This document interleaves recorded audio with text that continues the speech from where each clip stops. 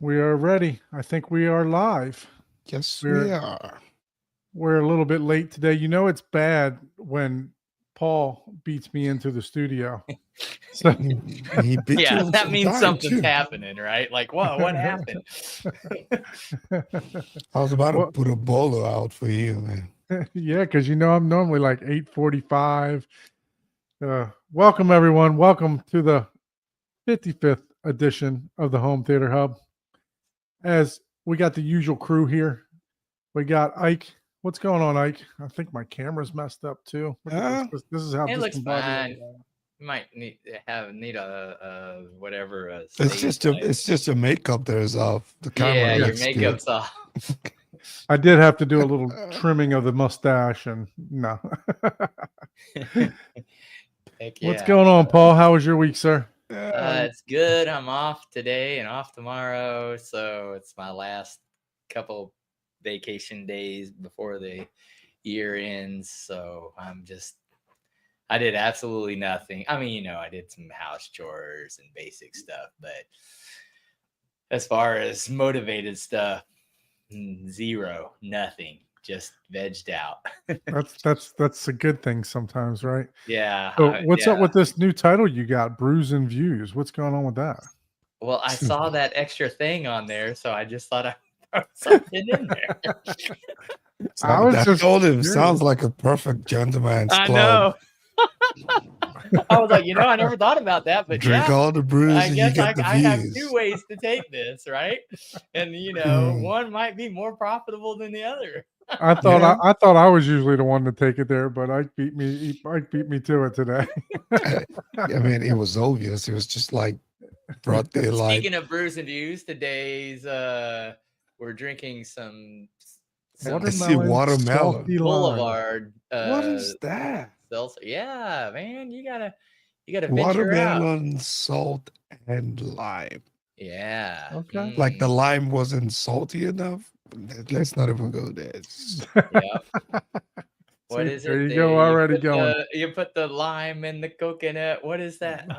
It's I forgot what that movie is. I don't even think that's the right saying. Yeah, I know what you're going for, and I can't think of it either. So, Mm. so what about you, Ike? How was your week, sir? I'm busy trying to round off, it's almost holiday. Yeah, And like most corporate America thinks that's shutting down probably by Tuesday. So everyone is just trying to round off and catch up with a lot of stuff. And I've just spent the last 2 hours watching the Game Awards, which is currently going on. So yeah, it's been a busy week. Not much fun on the home theater front for me, but looking forward to the weekend. yeah. I'm actually on vacation this week, so So the home theater is complete. uh, yeah, we'll get into that in a minute. So, C Big, welcome.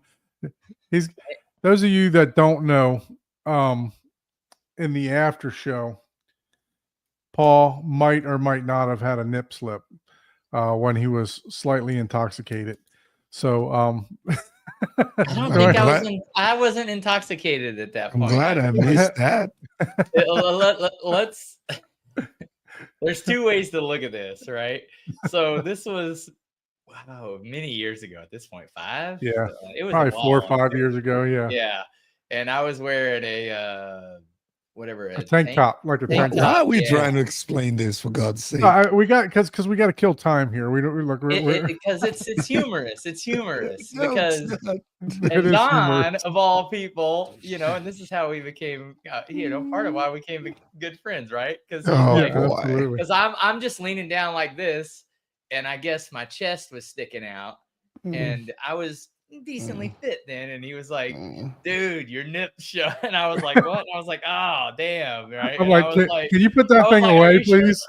Yeah. He was like, "Put that thing away," and I was like, "Bro, stop staring at my," And so we just had a joke about it. And it was funny because So friendship, I'm not like built over on a here, sleeper. I'm not at like Muscle Beach trying to show off or anything like that. But yeah, it was one of those moments where I was just No, like, he wasn't over there like flexing his chest, Yeah, I popping, wasn't like, yeah. "Grr, yeah, look, They look just- at my nip, they- bro." I thought you were a little intoxicated. You may not have been though, but you were definitely comfortable. You were leaning back, and the shirt was like leaning over for a long time, and, and nobody was saying anything. And I was like, all right, I gotta say something, right? He's like, "Dude, put that thing away," and I was like, "Oh, sorry." That man." that's some of the shenanigans that go on in the Daily Hi-Fi after show. It was funny. It was So, funny. yeah. So there's a whole OnlyFans that started from that. Okay, now can Yeah. you show us a picture of the home theater so we can erase this memory you just? No, this was a fond memory. We're gonna reminisce for a little while on this one. Yeah, your Yeah, friendship was built on a sleep. We get it. He's like, "No, you drew a picture in my mind I do not want to see right now." Oh man, that Erase was it. definitely funny though. It Yeah, was hilarious. We always have a good time though. We joke around and everything else. Like, what? So not much Men in going black on over there. in the home theater, Ike. You said what now? Not much going on in the home theater this week. No, it's just there is just nothing that's come on this week in the home theater. I think in a movie though that I want to watch. What'd you pick up? Young Guns. Young Guns. Okay. Oh, is that the I haven't original? seen it in a long time.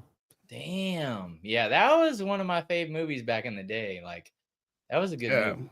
I saw a post on Facebook about it, and I was like, "Oh crap! I need to go grab that." And then this finally came in. This is like over the holidays. They had it on sale. Yep, I've got those. Those It's are always the- good. Yeah, those The are 2-in-1. And it's fantastic. like what, 7 discs? How many hours? Mhm. It's a lot of Dude, it's hours. A lot of, that's something you fall asleep to. That's for Well, sure. it's probably not. You're not a going to lot of fall asleep to hours. those. Just you're going to be in awe with the visuals. Well, They yeah, are but, man, stunning. After a while, yeah, you're right. They are amazing visually. So Yep. They So are stunning. Yeah, they're I'm it's just stockpiling the movies that I never get to watch. yeah, But it's almost the holidays, and right. I think I got almost 2 weeks off, so I'm just gonna spend time. Oh, nice. So you're flying in to help me with the theater. Let me know. I got that's what I heard. I got 2 What I weeks. heard. I got 2 weeks. I'm like Paul. I'm all fresh out of PTO. So after this week, I'll be out of PTO other than just regular Christmas and New Year's when that Yeah. comes up. But yeah, I took a vacation this week. I think I've mentioned it before that I manage a bunch of guys for Terminex, and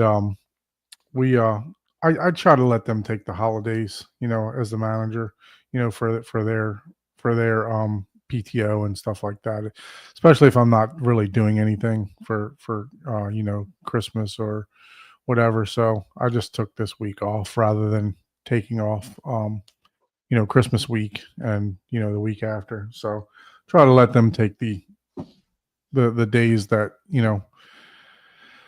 that might mean something to them. They mean something to me also, but I just try to rotate, at least let them have the benefit of getting off, because if I were always taking off, then they couldn't take off, and that's not fair.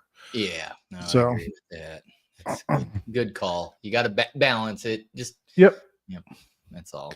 Yeah, I feel I'm losing PTO hours, man. I think I'll probably lose about over 40 hours. What? Yeah, because I can only 40 take a hours. specific amount of hours into a new year, Oh Like- yeah, like yeah. 100 hours. So I have like 150 or 60 hours. So Wow. I'm You didn't gonna take a lose vacation lot. all year? I took a couple, but it's all about accumulation, right? How many weeks of vacation do you get? I don't get weeks. You accumulate the specific amount of hours Oh, okay. every bi-weekly or monthly, something like that. Yeah. No, I get 3 weeks and then a week of sick time, which I don't take sick time unless I'm really sick. So, or unless I have a doctor's appointment. I don't consider that vacation or PTO. It's Yeah, we accumulate hours, which can amount to a lot over the year, and sick leave is it's unlimited. Nobody worries. I don't even think I know what that is, but in terms of how many I have. Because you're sick, man. You go get some help. So yeah. So Master Lessons is talking about buy a pure air freshener for all your home theater friends. Those stinky foots. I bought a couple. Yeah, for friends and family. I need one of those purifiers in the theater. Actually, I want to buy one of those like whole home that, like, you know how like you walk into like a fancy hotel and it's just got the scent blowing, you know what I mean? They have one of those that they hook up to your air conditioner oh or really? your heat pump, and it just, just blows it through the ductwork. So I was looking at one of those. I like that when I walk into a hotel. I don't know if I want to leave with that fragrance Yeah. constantly. I like it. Change it out. I would imagine. Yeah. Yeah, you should be hopefully able to like turn it off so every once in a while. Yeah. So what's going on in home theater news, guys? You guys got anything that you've seen over the past week in home theater? Yeah, Chana Techno Dad's channel, he reviewed one of the new 420 Panasonic players. It's a cheaper model that plays MT2S or M2, or I forgot. Yeah. That MT2, plays, yeah.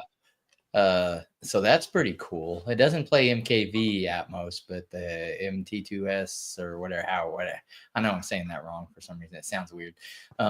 It plays that with all the audio IMAX, and it plays that format like completely in entirety. But so they come out with a new one, right? But at the same time, LG apparently has stopped producing Blu-ray players. Yeah, I did see that too. Not Other than that, it's like, we know it's one of those things where, when was the last time you saw a VHS player for sale? But VHS are still, selling to this day. So there's always going to be the, people that are in that niche, market. It might get more expensive, but you can only charge so much for, a movie or a media or whatever. And then you get into a whole, thing where, if you make it too difficult for a consumer to get it in the way that they want it, they'll just pirate it. It'll be to the point to where everybody's like, okay, well, nobody's paying for anything. You got one person's playing for Netflix, and then they're copying it to 4,000 people. So it's like, okay. And they're not even selling it at that point. Like, they won't even sell it. They're just doing it out of principle, because that's how you get a lot of stuff. They're just like, well, we want to pay the artist. We want to pay the people that did this, but I don't have this or that. I want to watch it on my iPhone, right? Or whatever. And I want to be able to play it in this media format. But they make it so difficult for you that, sometimes the only choice you have is to, go through other avenues, so, and sometimes you pay more, right? Sometimes people pay more to get the convenience, so it's one of those things where. Yeah, absolutely. I mean, I didn't know they were coming out with a new, like a revamp of the 420. I wonder if they're going to come out with a revamp of the whole lineup. The 820, right? The 820. I have the UB9. What is it? 9,000. 9,000. 8,000. Yeah, 9,000. Oh, there's a 9,000. Yeah, I think it's UB9. It might. I'm not sure. Let's see. But other than that, yeah, it's 9,000 Panasonic. Yeah, UB 9,000. Yeah, even 9,000. Yeah, so Paul I would like got the 8,000 from Temu or something. I would like to see. I would like to see that. I don't know if that would be a hardware update or a software update for them to be able to play ISO and BDMV files for through the 9,000. The Meditar is probably the Not the 9,000 did ISOs. Mm-mm. Mm-mm. It was supposed to be the top one, right? Yeah, it's It got its is. own DAC and got the It you does know, tone mapping too. It does. I think it right. even. Yeah, it does tone mapping. So it's kind of like having the HD Fury built in to your player, right? Yeah. You can adjust how it Did you looks. finally get your HD Fury, Paul? No, I sent the I got the 8K Vroom and it worked. The EDID editing and everything worked and it was great, but I didn't realize that you couldn't do multi-scaling with that device. I There wasn't like a scaling tab at all. What do you Like mean by multi-scaling? Like, what do you mean? to have two different outputs of like I think you could do different like EDIDs and different frame rates and stuff like that with the VRR Hmm. or VR room, but you couldn't do hey lock this output to 1080 60K and scale it to that period. And then because if you go to their website, the HD Fury website, you can actually pull up the interface and there's a scaler tab, right? That you can pull up like a mock um, interface for the device for the web, for the ones that have the web interface.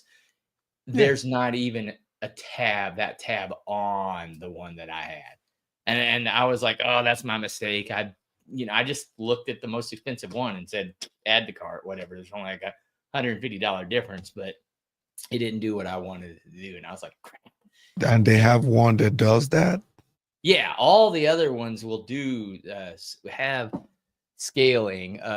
So like, let me just go to hdfury.com and you can go to the products and you can go to like the Vertex or the Diva or any one of those and you can click. There's a live web link service and they have a let me see if I can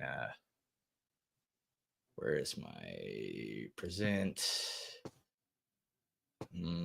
share screen.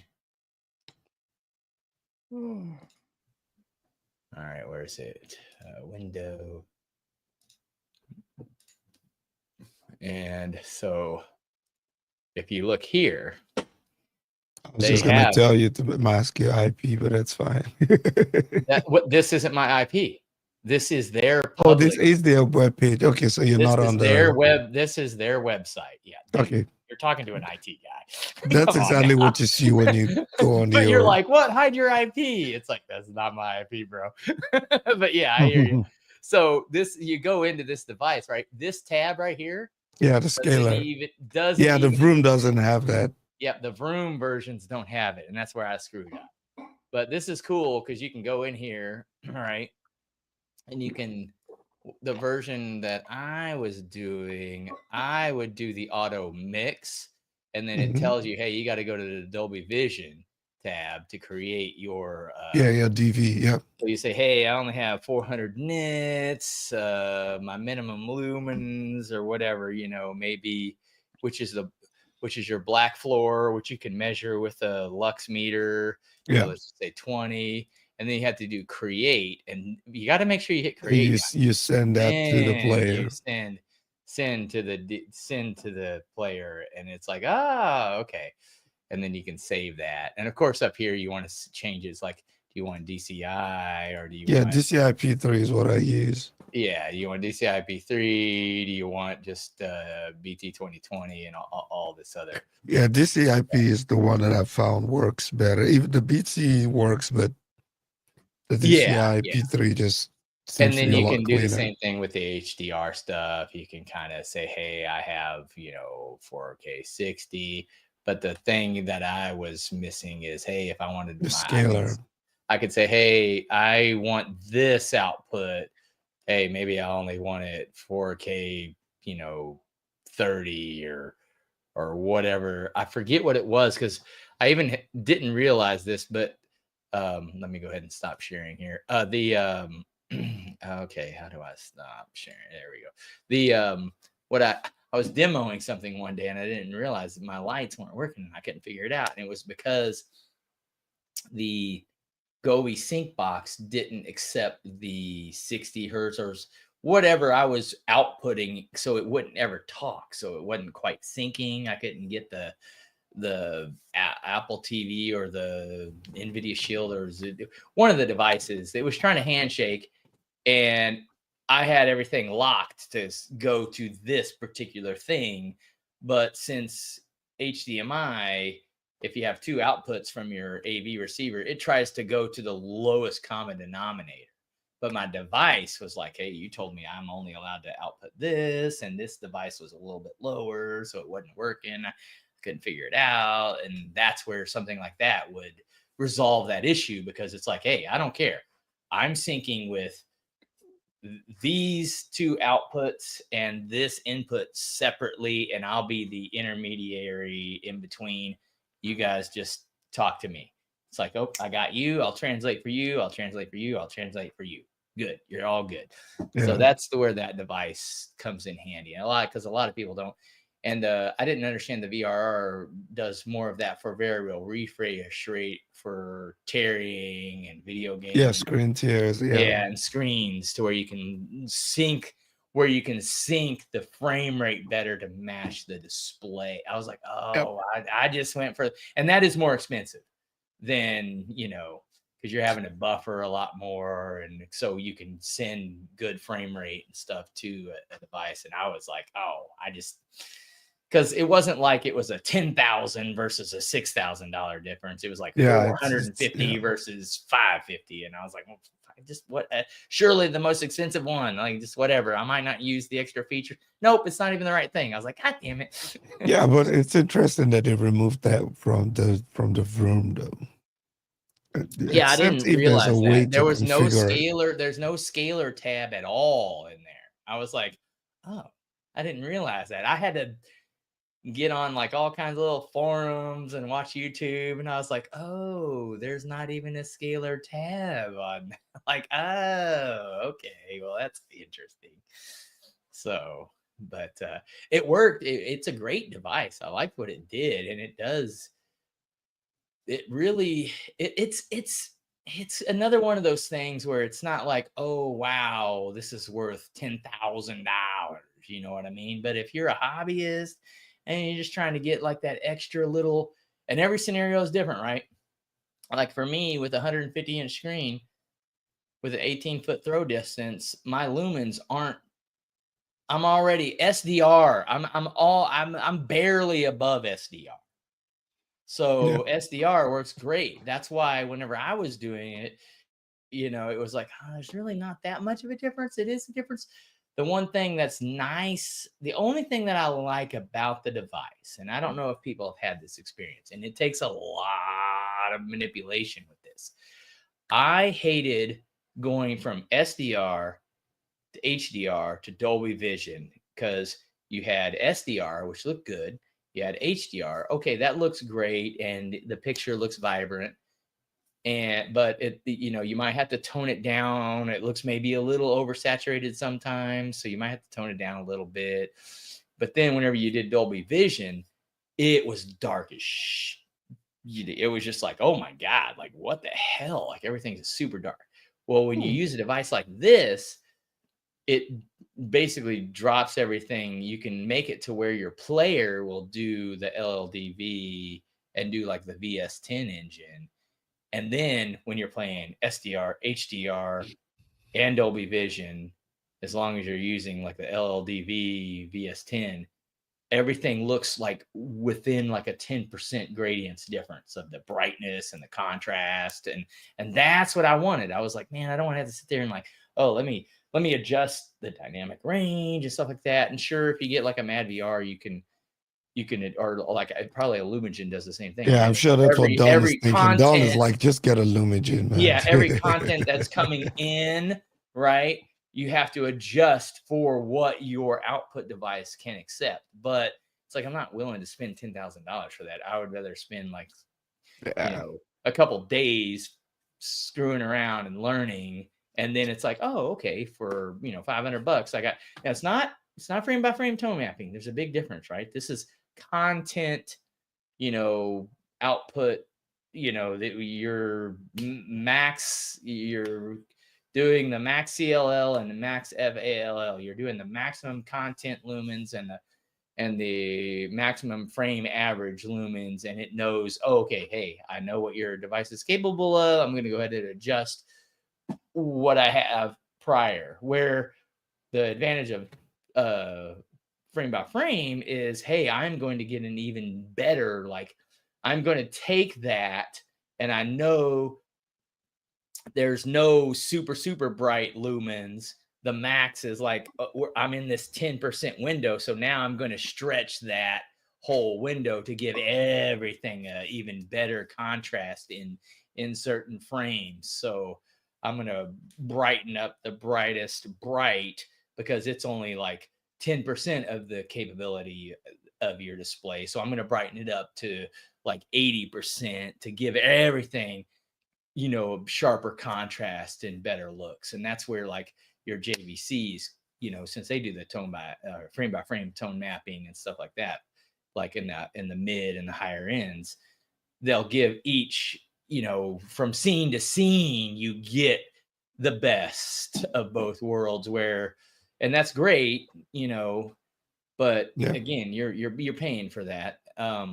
But if you just kind of know, or the device knows the display, you're still keeping it within that range. It's not as sharp, it's not as good, you don't get the best black levels, you don't get the best, like, oh, I can see every cloud line in the clouds that are super bright in the background, but it becomes all visually appealing and consumable versus, oh man, I can't even see this dark scene.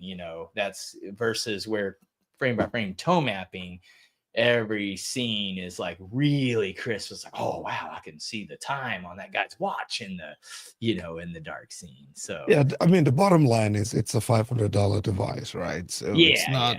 You have to spend some about time. VR. Yeah, you got to spend some time and effort. It's not for the faint of heart.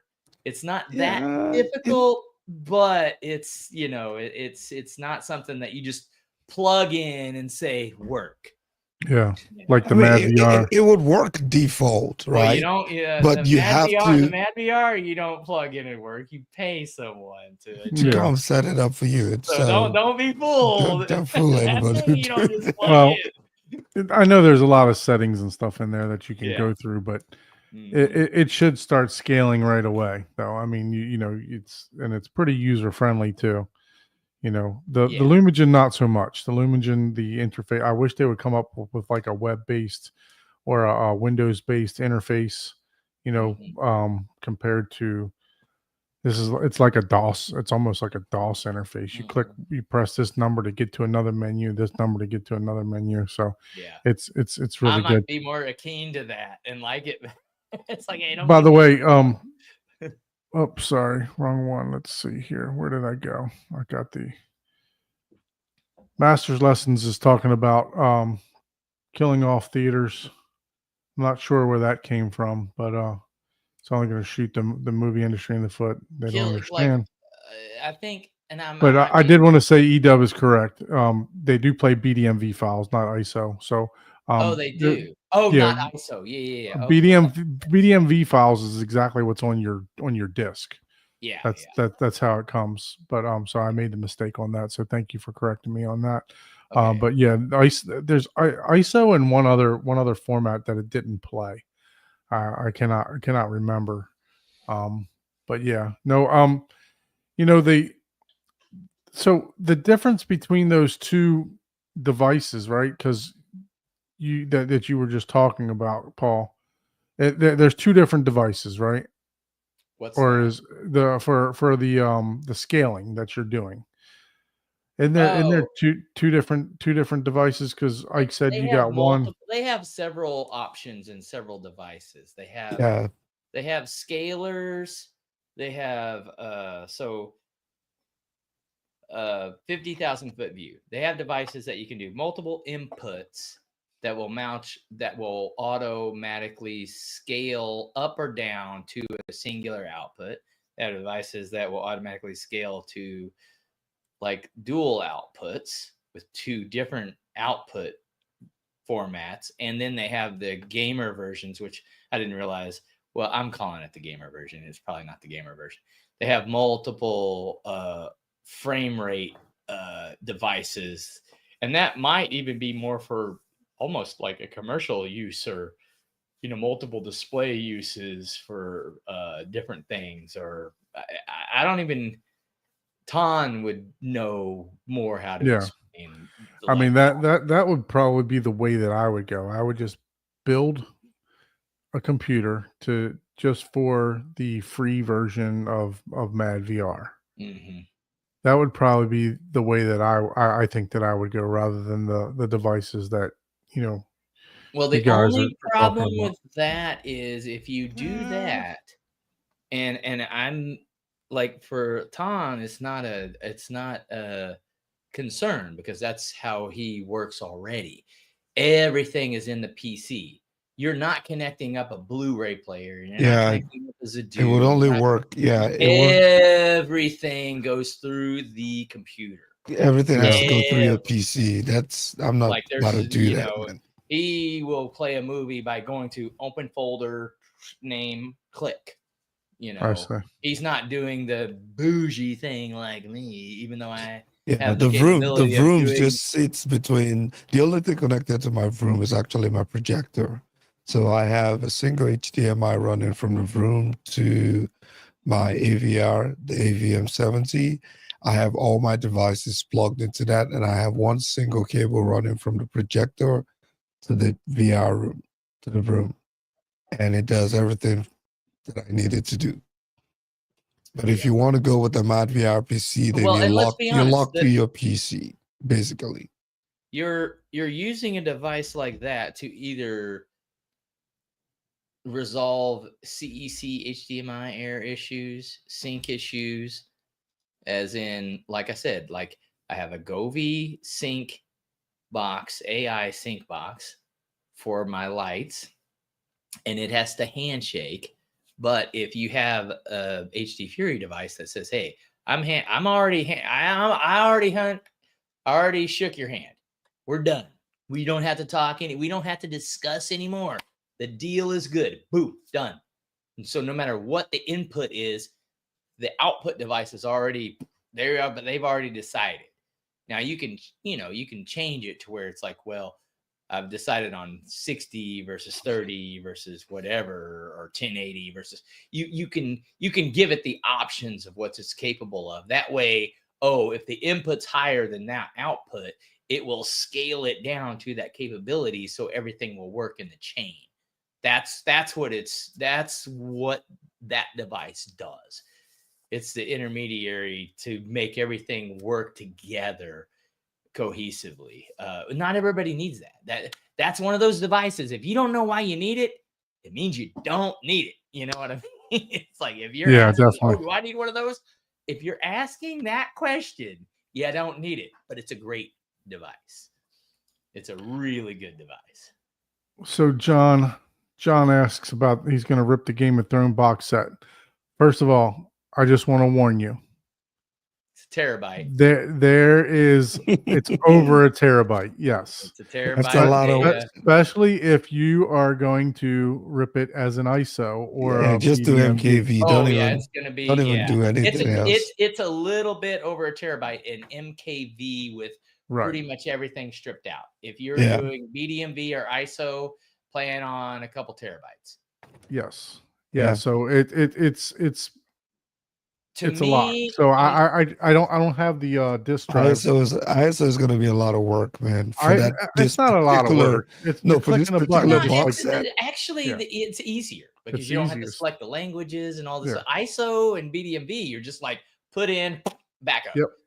Backup. MKV, you gotta, wait, there's 4 different versions, angle 1, angle 2, this, that, and you gotta select it. There's some scripts that you can do, but if you want a total 1-to-1 BDMV BDMV or ISO, ISO and BDMV, I thought a while ago when I was comparing, because I would rip one in an ISO and one in a BDMV, and I would literally sit there and watch the movie, or out of both files, I would title it BDMV and I would title it ISO. And to me, it was probably a placebo effect, but I thought the audio was a little bit better in the ISO. ISO. Yeah. But it would, Well, and that could be okay. There, so here's where I come from, right? I'm like, look, when people experience things, they experience them, whether that's Mhm. placebo or not, right? They're not lying. But here's the thing: a player may choose a different audio track than an MKV. So you got to be careful because, like, on some, there's like, I think on Ready Player One, there's DTS and Atmos. And when you play the MKV, you have to literally go into your MKV player and drop down to choose the different audio track. It chooses one for you automatically. And I don't even remember, different players choose different ones as Right. the default. And I don't know if it's the order of how they are on the disc as, because it's all kind of a pseudo database type of thing. So Atmos might be 1, DTSX might be 2. You might like the DTS better, and if you put it into a player, it might play the DTSX version as a default, and you don't even Right. know it, right? A lot of people don't know. It's like, oh man, that was the best Atmos track ever. It's like, no, you put Ready Player One in, it'll play the DTSX automatically first, Mhm. and you might be There's a like, bunch of movies that'll Yeah, do you that. gotta go change it. so that might be what you ran into, but engineering wise, it's the same exact thing. There's a bunch of little M2TS files that they're stitching together in the BDMV file format. Yeah. ISO is just a wrapper. I tried to rip this recently, and dude, I ended up just doing MKV because every time I did the ISO, it just kept feeling it. I think the ISO rip can be more sensitive if the disc is dirty or there's What were like you a using? little small. If there's any It's using the same tools that we use. anytime, So, and that's the thing. That's how you know. but it just kept feeling more. Yeah. And then whenever I just switch to the MKV, yes, you have to go through the hassle of selecting the audio file and selecting if you want the subtitle and all of that. But it just worked. Yeah. It's less Yeah, no, sensitive. The ISO is like hyper. Yeah, sensitive. I've experienced the opposite because it's just Really? thinking, yeah. I mean, Oh, okay. whenever I had a problem with Make MKV, just because I do a 1-to-1 copy for everything because I want the menu. I want a pure backup, basically, is what I want. Yeah. So I want the menu, I want the extras, I want everything. So, I've ripped probably 1,800 movies, right? So I've actually experienced more issues with Make MKV than I did with DVD Fab, ripping it as an ISO. So I rip 90% of my movies with Make MKV, but the ones that I have problems with, I always go to DVD Fab and boom, they work. Okay. I use just the Make MKV. I don't use I DVD think Fab. that's the software. Yeah, that Yeah. to me. So is it's the part probably of the just the software, but yeah. But here's my unbiased thing. If you like the menus, you don't want to watch any of the special features, you have to do BDMV or ISO. If you don't care about that, but What was the if you don't question? care about that, let's just say you don't care about that, right? Now you still have two things. MKV, you have to select, I don't want French, I don't want this, I don't want that, I want this, I want the forced subtitles, I don't want the forced subtitles. And let's face it, there's some forced subtitles in Game of Thrones to where if you don't have, you're going to be like, oh, what are they saying? I don't know what's happening. You have to select yes in the language that you want, because maybe you don't speak English, and you're got to choose the language. So there's some selections, and sometimes you can select, I selected what I thought. So if you do BDMV or ISO, it's a one button click backing up. So Yeah. that's still nice. right? The only thing you're really gaining with MKV, which is kind of a big gain if you're someone like me and Don, right? You're saving a lot of space. You're saving a good 20% or more on every disc that you back up. Yeah. And, Yeah, I was just inside. looking at the extra So, deal. I and haven't in heard of something this like Game one. of Thrones, Neither have I. that's a big deal. You're saving like 500 gigs, in disk space. But I will talk bad about MKV. MKV, great for space saving, same exact quality, everything. But if you make a mistake, I forgot to select the Atmos track. I forgot to select stereo. So now I can only play it in Atmos, or I have to do a transcoding of the audio, which transcoding audio isn't that hard. Any device can do that these days.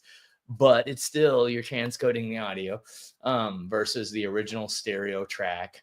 So there's all kinds of other things that you have to select and mind for and care for in an MKV file. You can do, I know what I'm doing. I selected the MKV file. I got all the audio. And then you come to find out you selected the friggin' producer commentary version.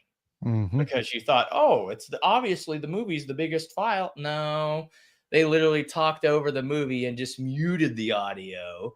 So the file that's bigger is actually the movie with added audio on top of it. So you tell me how I know, so there's give and takes, right? So I need to look at this extra reveal that Anthony just brought up. I don't know. It looks too complicated to me. I just like to click two buttons with make MKV or DVD fab, and that's it. There's What absolutely did nothing you see wrong about with it that. that makes it complicated? Well, it's literally like two buttons for me. I put the disc in and it pops up. And that's where like me and Eric had a discussion about sound panels and like, it's way cheaper to do this and do that. It's like, okay, for someone that's been a builder or worked with hand tools their entire life, putting together a rectangular wooden frame is friggin' child's play. Someone that's we're gonna get to that. Yeah, someone that's never touched a power tool, that's a potential finger loss. There's a big gap there that people that's been doing it can forget. Not everyone does. When you're working with wood and you're I guess you're exposing yourself to the big box stores like a Home Depot or wherever like that, and you buy shitty lumber, you're gonna, no matter what kind of craftsman you are, you're gonna have a shitty day. I promise you that. Yeah, and I'm gonna get into that in a minute. Full of shitty lumber, man. Yeah. Well, I mean, with enough, hey, any good woodworker will say, hey, with enough friggin' clamps and enough glue, you can make anything straight. But yeah, that takes so much time. As long as it's not structural. No, so if you're gonna put together panels, I would highly suggest using engineered wood. That way it's straight. Everything is it's straight. usually lighter too, right? Yeah, no, don't just buy cheap pine. Yeah, because it's not going to work very well for you because you're gonna be. So I'll get into it now. So yeah, it's fun. It's one of those things, and it depends on the scenario, but absolutely. Sometimes it's way cheaper to do it yourself, but at the same time, it's like if you've never done it, or certain things or certain aspects of it, right? Like setting up your own NAS and backing up disk and downloading firmware. If the only thing you know how to do on your computer is turn it on and open up Chrome or go to your favorite websites. Yeah. If you only everything's know how to type daunting at first, right? Yeah, I mean, I think I'm trying not to. I think we need to be careful about exaggerating the learning curves for some of these things, right? Yeah. It might take you some time to learn, but it's once you learn it, it's set and go, right? You're not making a lot of changes to it. It's Exactly. not Yep. requiring a lot of updates and things like that. So yeah, take a Yep. few days and learn So it. for me, I literally click on Make MKV. I don't have my drive turned on now. I hit this folder button up here, and then I choose the drive, Mhm. and that's it, and I'm done. Boom. Right. Look, So not I mean, everybody likes to be lazy, Don. it's super easy for me. And DVD Fab, literally the same thing. Spin the drive, it pops up for you, and then you hit the clone button or you hit the backup button, however. There's a couple different ways to rip and make DVD Fab. I actually let my DVD Fab membership expire because I hadn't been using it for quite some time. So, but yeah. So we talked about, what we were doing this week. So I'm going to go ahead and show you guys what I was doing this week. And then also after that, I want to come back and I got some REW questions for Paul. So based on what we're about to see. Okay, before you go to that, I'm going to do the opposite of what you just did. All right. I'm gonna give the what is it? Oh, entire screen window. Let's just do this. All right, share. Boop. All right, so here it is. Put a disc in. You put the scan on, right? And yes, if you're Don, you wait for this. You guys better not get copyright struck. No, I'm not. So it's like, okay, now Don will go up here and be like, okay, that one, that one. Back up, boom, and be done, right? Now you still have to name it, or you should anyways. Yeah, you type in the here. name, and I usually type Blu-ray, 4K, or Yeah, you got to 3D do the behind it. name and the title, and the trick to that is, which I won't bring that up. You got to go to, what is it? Movie TM, the movie DB, tmdb.com. So you've already wasted too much time. Well, then you got to name. This is just to make sure that it's right as far as the name. I never have a problem with it. Here's the complex part with the MKVs, and you have to decide whether it's worth it. I have a specific script, and you guys can you can use this. I'll right here, which is, I don't know how I can post that here. I'll just post it in the chat. It'll be on. I need to figure out how to get my. So I do this, and is what this does for me, since I have a lot of, or not a lot, but a couple of my friends are, Spanish speaking, so that when they come over, I like to have it, work for them as well if they want to watch it in Spanish. But I have it do that, and the output file format as well. So that automatically selects 90% of the things. And I also have it to where I tell the device, hey, anything under a certain amount of time, which again, I don't know where that's at. See, I don't even remember where it's at. It's one of those things, like you said, like once you get to a certain point, you set it up. So where is that? There's I won't even go on. You can go to the settings and automatically have it select a language, right? Well, Just so English language. So what I just copied is it selects the languages, the little video file, which in case you didn't know it, this attachment down here, that's for if you're using any DLNA. Yeah, that's what will show up. If you don't select that, it'll just show up with the little, camera icon type of deal. But if you select this, and that image, it's 640 by 360. So it's not like a high end image, but it'll give you an idea of what it is.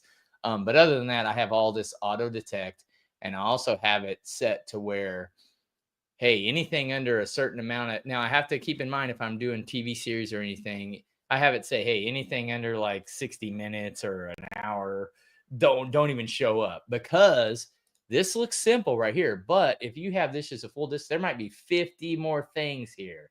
And you have to know, oh, 25 gigs, right?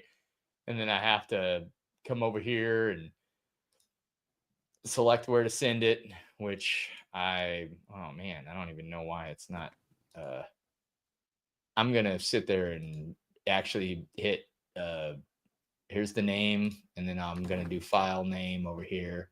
And I got to give it the year. So I got to look up the year that it was done. And then I hit, What are you doing all that for? make MKV, and I'll be done. Why are you putting the year in there?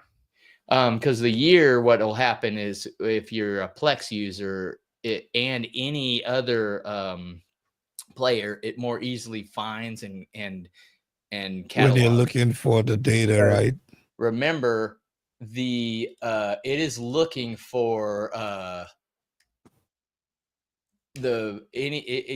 you have to match it with The database name. I understand. and it has But the year. I mean, on it. they're so far and few between times with the Arvolution or the Zapiti that I mean, and the same thing that- with that like it the wouldn't find. Zedu, but Plex.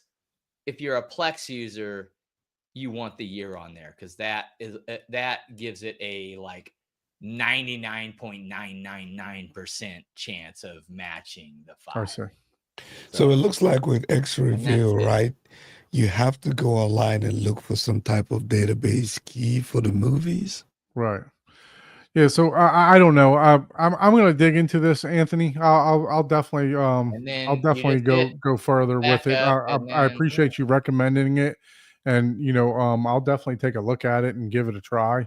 It looks like the old that system there. It looked to me, it looks like the old, what is it, FileZilla? The old FileZilla type of stuff. The logo, right? Yeah. Right. Yeah. Yeah. So it kind of reminds me of something like that. I mean, it took me a little bit to navigate. Look, I'm not discounting it by no means. If you enjoy it, I'm glad. Thank you for bringing it up and letting everyone know. I which just one know is what this works now? for me. You know what I mean? X So Reveal. the X Reveal, he talked about it earlier up here. Oh, okay. I'm curious in anything new. Oh, yeah. The thing that you were just showing. Yeah. Now, what did that like? Did it give you different options for different things? Yeah, there were some screenshots and stuff like that. We'll go back to it.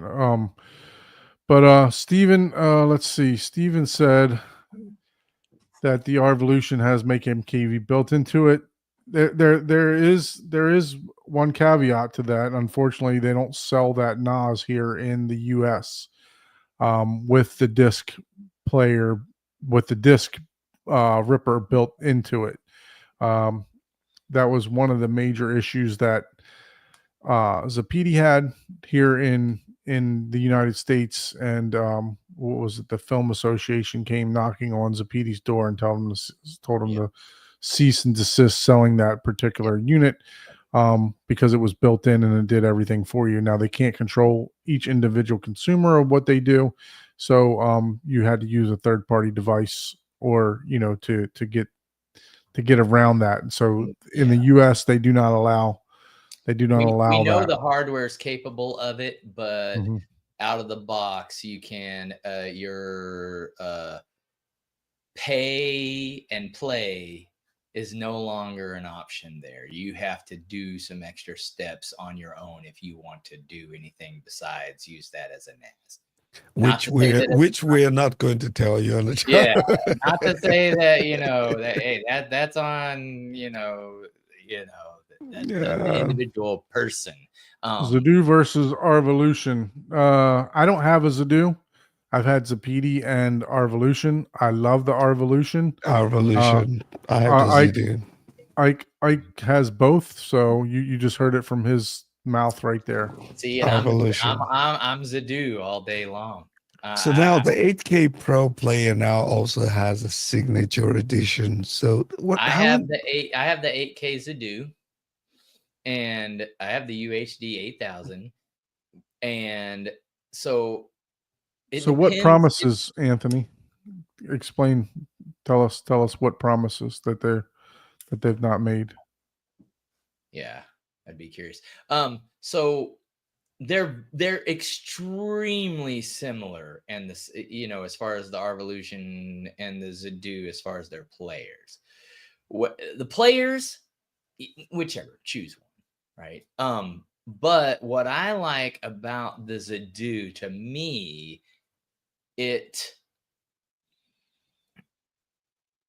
I have external storage, and it underneath it uses, now I can't promise, I'm pretty sure it uses Kodi, right? It has all these devices have their own problems, right? Because you're not paying, if you want a device that has 0 user interface consumptions where you make a phone call, you get the Kaleidoscape. But as far as like the Zadoo, to me, it's in a price range to where I have external storage. I already have a NAS for other things besides just movies, although that's taken up like 80% of my space just because movies are larger in file size. But it just works. The interface is great. There's no advertisement. There's no frills. There's hey, guess what? This thing does. It plays friggin' movies that are digital files. Arvolution does the same thing. Arvolution provides the option of having a NAS, but I already have a NAS, so I have no interest in that.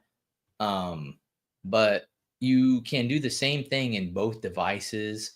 You can have internal drives in different models of their drives. And I like the Zadoo. You can do custom EDID.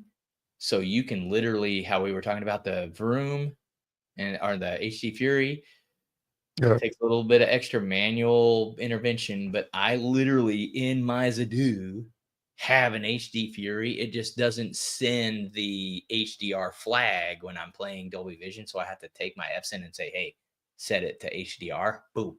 And it does the same thing with the custom Max CLL and Max FALL. I can input a custom EDID,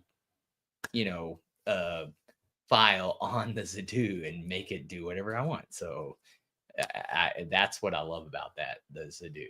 But again, you're talking maybe not expert, but you're definitely not user level. This is pro to expert level stuff that you're doing here. So Arvolution, to me, I might agree with you because it's a little bit more off the shelf. It's as close as you can get to like off the shelf,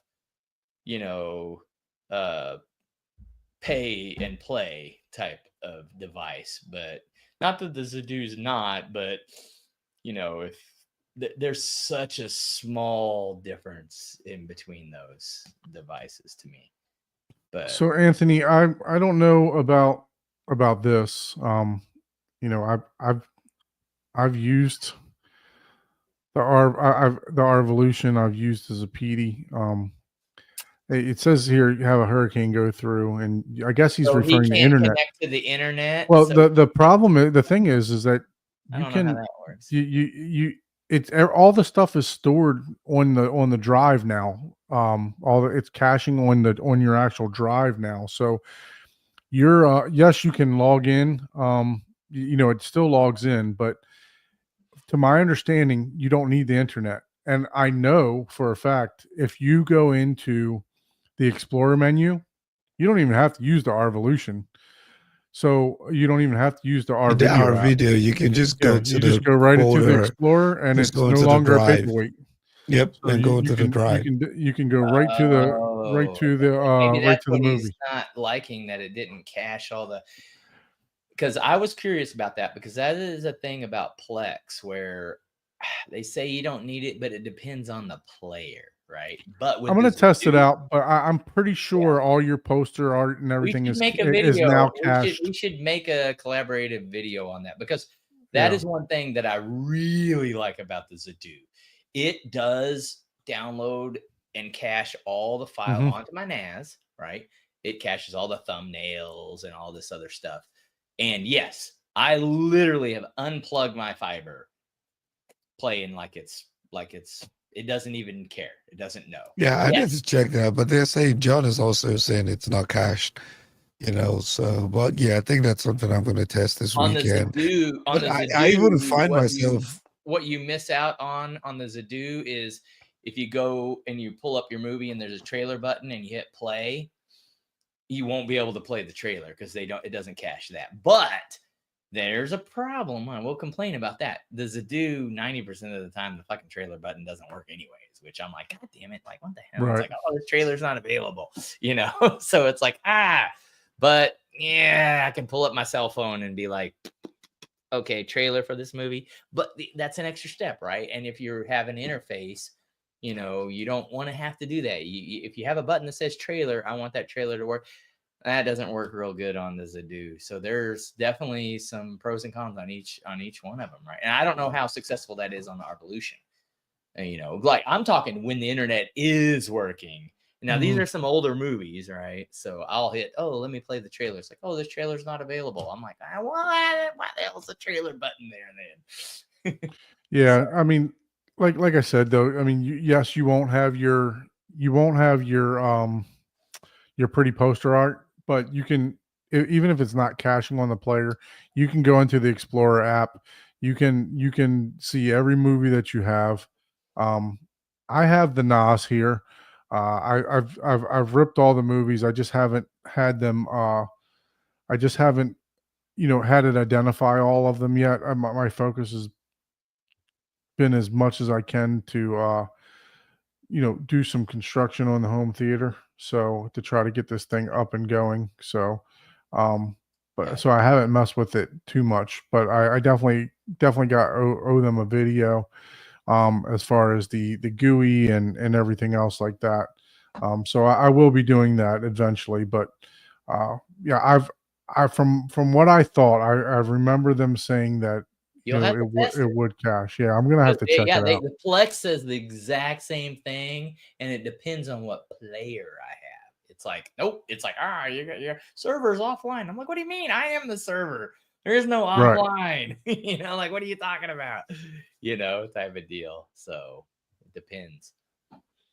Yeah. Yeah. All right. Well, just want to say thank you to who was it? Someone from GSG dropped in. I think you popped Yes, that up a little Kevin. bit early. Kevin from GSG, thank you for dropping in. Once again, thank you to everyone in the chat too. Anthony and Stephen here been pretty active in the chat. Thank you so much for that. John Yeah, also. love it. Yeah. Yeah, appreciate that. So let me tell you about my vacation.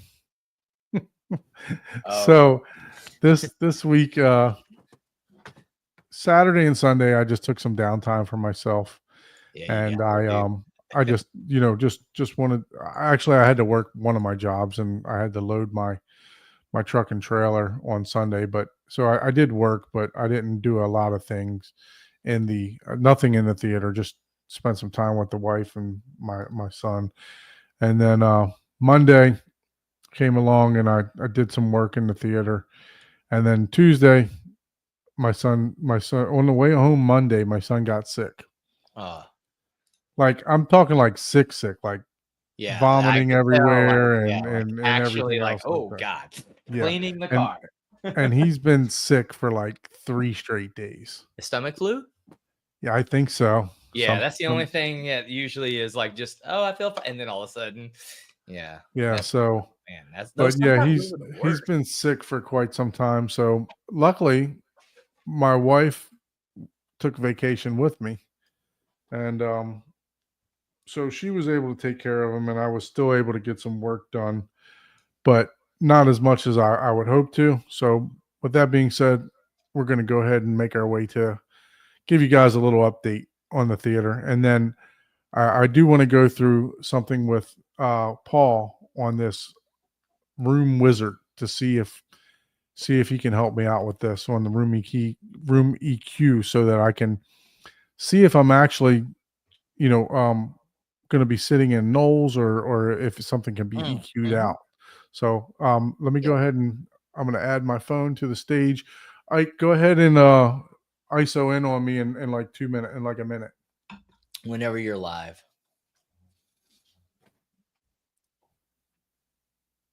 In 2 minutes. Okay, Yes. that wasn't a minute. Yeah, I know. I was like, what's wrong with this guy? You know what I do? Look, let's remove that. Remove him from the display.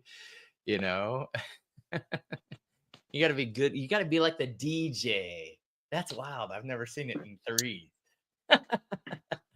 Oh, that's pretty wild. I was just testing it out. Hey, that's Trying to pretty figure cool it view, out. though. I like that. It's like, this is the argument window right here. Whenever we're having any debate, you'd go this view. This is more of a, although it is kind of close. And I'm so like, because I've got this giant monitor and I'm not looking like, here's my camera, but in order to see you guys, I got to look. Oh, there you go. Look at that. So we got a riser. Oh, man. We have a riser. We have, now that's your main house. That's the doorway to the main house, right? Yep. So I got a rear entry here to my theater. So what you're doing is you're looking at the where the projector is going to be. So there was a lot of, and I'm sure you guys can hear still hear the echo in here because there's no treatments. Yeah, you're. But I decided, like I said, I didn't want to go with a blacked out theater. So this is called white green. So it's a very light green color.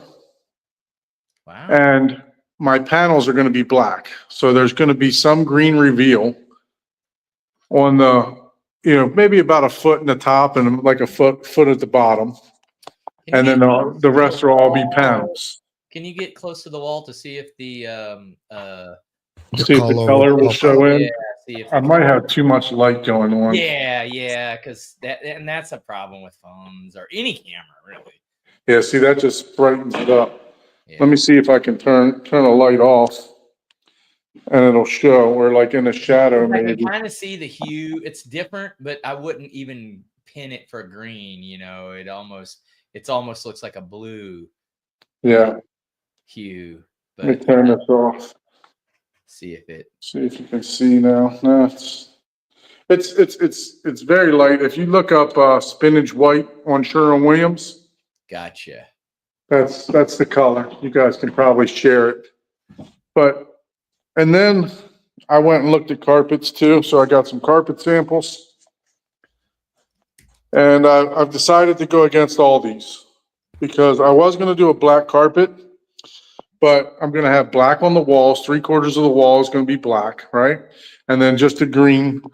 So then the ceiling's black and everything else. And like I said, I don't want a totally blacked out theater. That is actually one of my theater seats. It's a Seatcraft Sierra.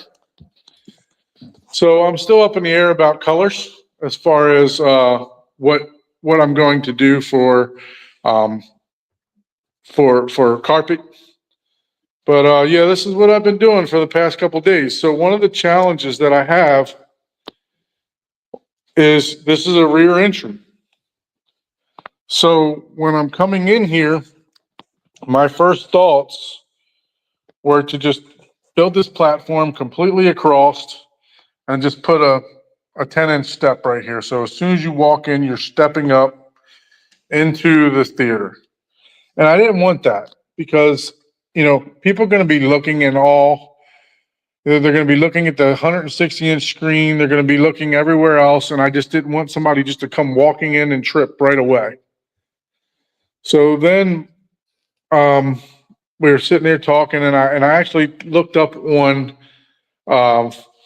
Google, just rear entry movie theater. And I saw somebody had like an aisleway. Well, that works great if I didn't move the door from this corner. I moved the door specifically from this corner to be able to put a subwoofer here and then also to be able to put my surround sound speaker. So to have the surround sound and speaker in its place. So that would have worked perfectly if just have a straight aisleway coming right through this wall where the door was. So then I'm still looking at the dilemma. Now, my wife and I were. My wife, she's the smart one. Like I said before, she said, "Why don't you do it at an angle?" So I started playing with this and just figuring out, where the sofa is going to be. I also have a bar that I want to put in the back here that I spent not a bar, but like it's a three bench type of thing that goes behind the couches to where you can sit up behind it. Bar height seating. Yeah, bar height type of thing. And I started playing around with it. We actually drug the couch that I have and the bar and one of these seats in here just to give it a mock run to look at it, even before I built the riser. And I wanted to see, field of view where I'm going to be at from the actual screen. So this green mark is actually 10 feet. I'm still thinking about adding one a little bit to this riser. The reason that I built this like this is because I was looking at the new, what is that? I don't want to say these wrong, but it's the Dayton Audio Ultra Max 10-inch woofers, Mhm. and they only need 1/2 of a cubic foot for air. So I'm thinking about building this portion out, come out another foot, and at that point I would extend my step here. I made these steps to where they're very easily removable.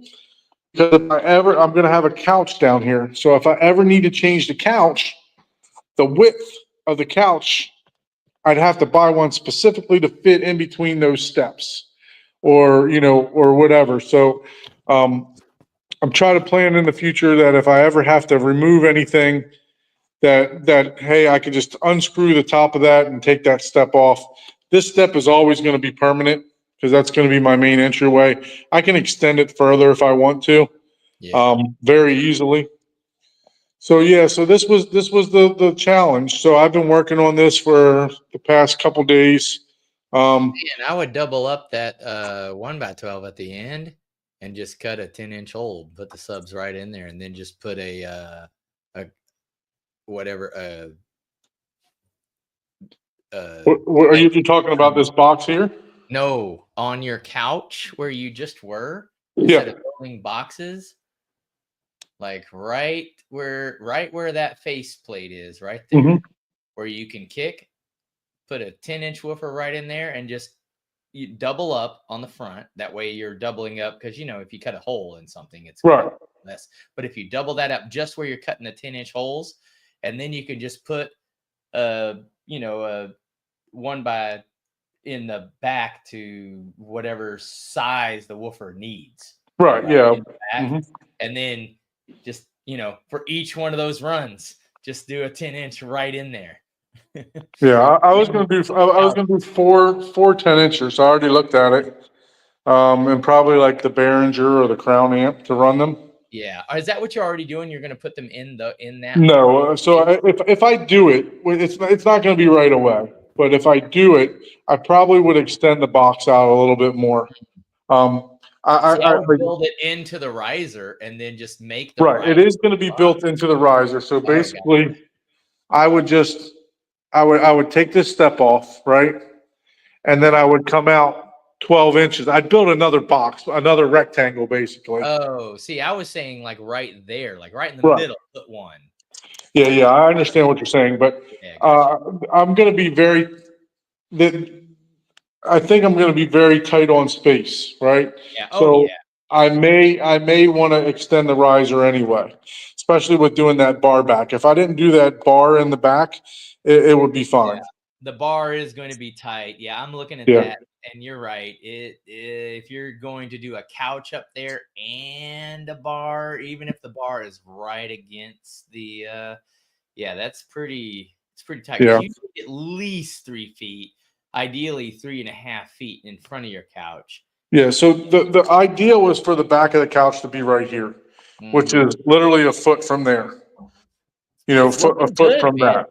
And those will, and the chairs you have will lean back just over the Yep.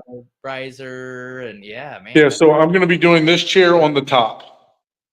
This Gotcha. chair is going to be on the riser, and a couch will be on the bottom. Ah, okay. The So, reason for that is because these are high back chairs, right? So oh, if you're the couch that I have, it's plush. It's comfortable. You're going to be sitting down, you're going to be laying down, and you're not going to be able to see over the back of those chairs. gotcha. That makes Even with a 15-inch riser. These are all 2x12s, by the way. So, and you can see I left a little gap off of the wall, so that way we don't have any vibrations on the wall. I am going, thanks to Chuck, I talked to Chuck the other day, so he gave me a great idea that I didn't think about. On 4-foot sections, when I put the plywood, I'm just gonna put a 2x4 underneath of each section of the 2x4 where the 4-foot pieces, or they're 4x8 flooring. I'm gonna take a 2x4 and then strap it underneath. It'll just put a screw and pull it up tight in Yep. between each one of these risers. That way it gives you a little bit more room to nail stuff too. So, yeah, that was a fantastic, idea that Chuck gave me. Yeah, But it will provide more support too. So Yep. Make it sturdier. Yeah, and you'd be surprised. That's the things that make noise, right? Like Yep. it's the wood on wood, but if you have a 2x4 and you screw them all tight to each other, doesn't matter. You Yep. know, just like Yep. it doesn't Yeah, and I even have got, to be like secured in your section there. It's just you're just seaming the two together. exactly. Yeah. So that was a fantastic idea by Chuck. I am gonna put another brace, another piece in the middle of here. This is where the subwoofer is gonna sit. Right now, it's gonna be, a stacked REL 1508 Predators, one in each corner. So it'll be four subwoofers in the corner. And then, I did make it big enough for a future JTR possibly. Don't let my wife hear that. But yeah, I did make I'm the gonna make a platform big clip enough out for of that. that. I'm gonna make a clip, a shot out of what you just said. Yep. So yeah, so I'm happy with how it turned out. You can see the front here. I know I got the shining right in the light. Sorry about that. Turn this light off. Let's see here. So I'm Yes. happy with how the front turned out. You know, Our secret only, Don. No one will know. How are they Yeah, gonna 1, know? 2, 3. Yeah. They're not gonna Chuck know. Seabig, he's a master craftsman. I can tell you that right now. He's yeah, no, he. You know, I called him. I was 3/4 of the way done with this, and I was like, hey, what do you think about this angled step here and stuff like that? So, and with doing the bar back here, you know, the bar probably would come, that's this green tape right here is the back of the seats. And then the bar is another 16 inches, which is that mark right there. So the seats are going to be kind of tight in the back, right? Yep, And my exactly. main concern is that the bar is going to stretch almost over to the end, and I didn't want anybody to fall in here, right? To Yeah. fall down. So Paul, not Paul, Chuck Seabig, he made a good suggestion of building like a knee wall. Well, I took that to another level. I think I'm going to do the cable railing, like the see-through cable railing. I'm just going to run it right along here, right along here, and up to the point to where you're going to step into the second row. Yeah, So that way, yeah, you have to just yeah, that way nobody falls, right? yeah. So yeah, I mean, and I love the look of the cable railing. I don't know if you guys know what I'm talking about. Yeah. You're gonna have. Is it gonna be metal risers and then cable?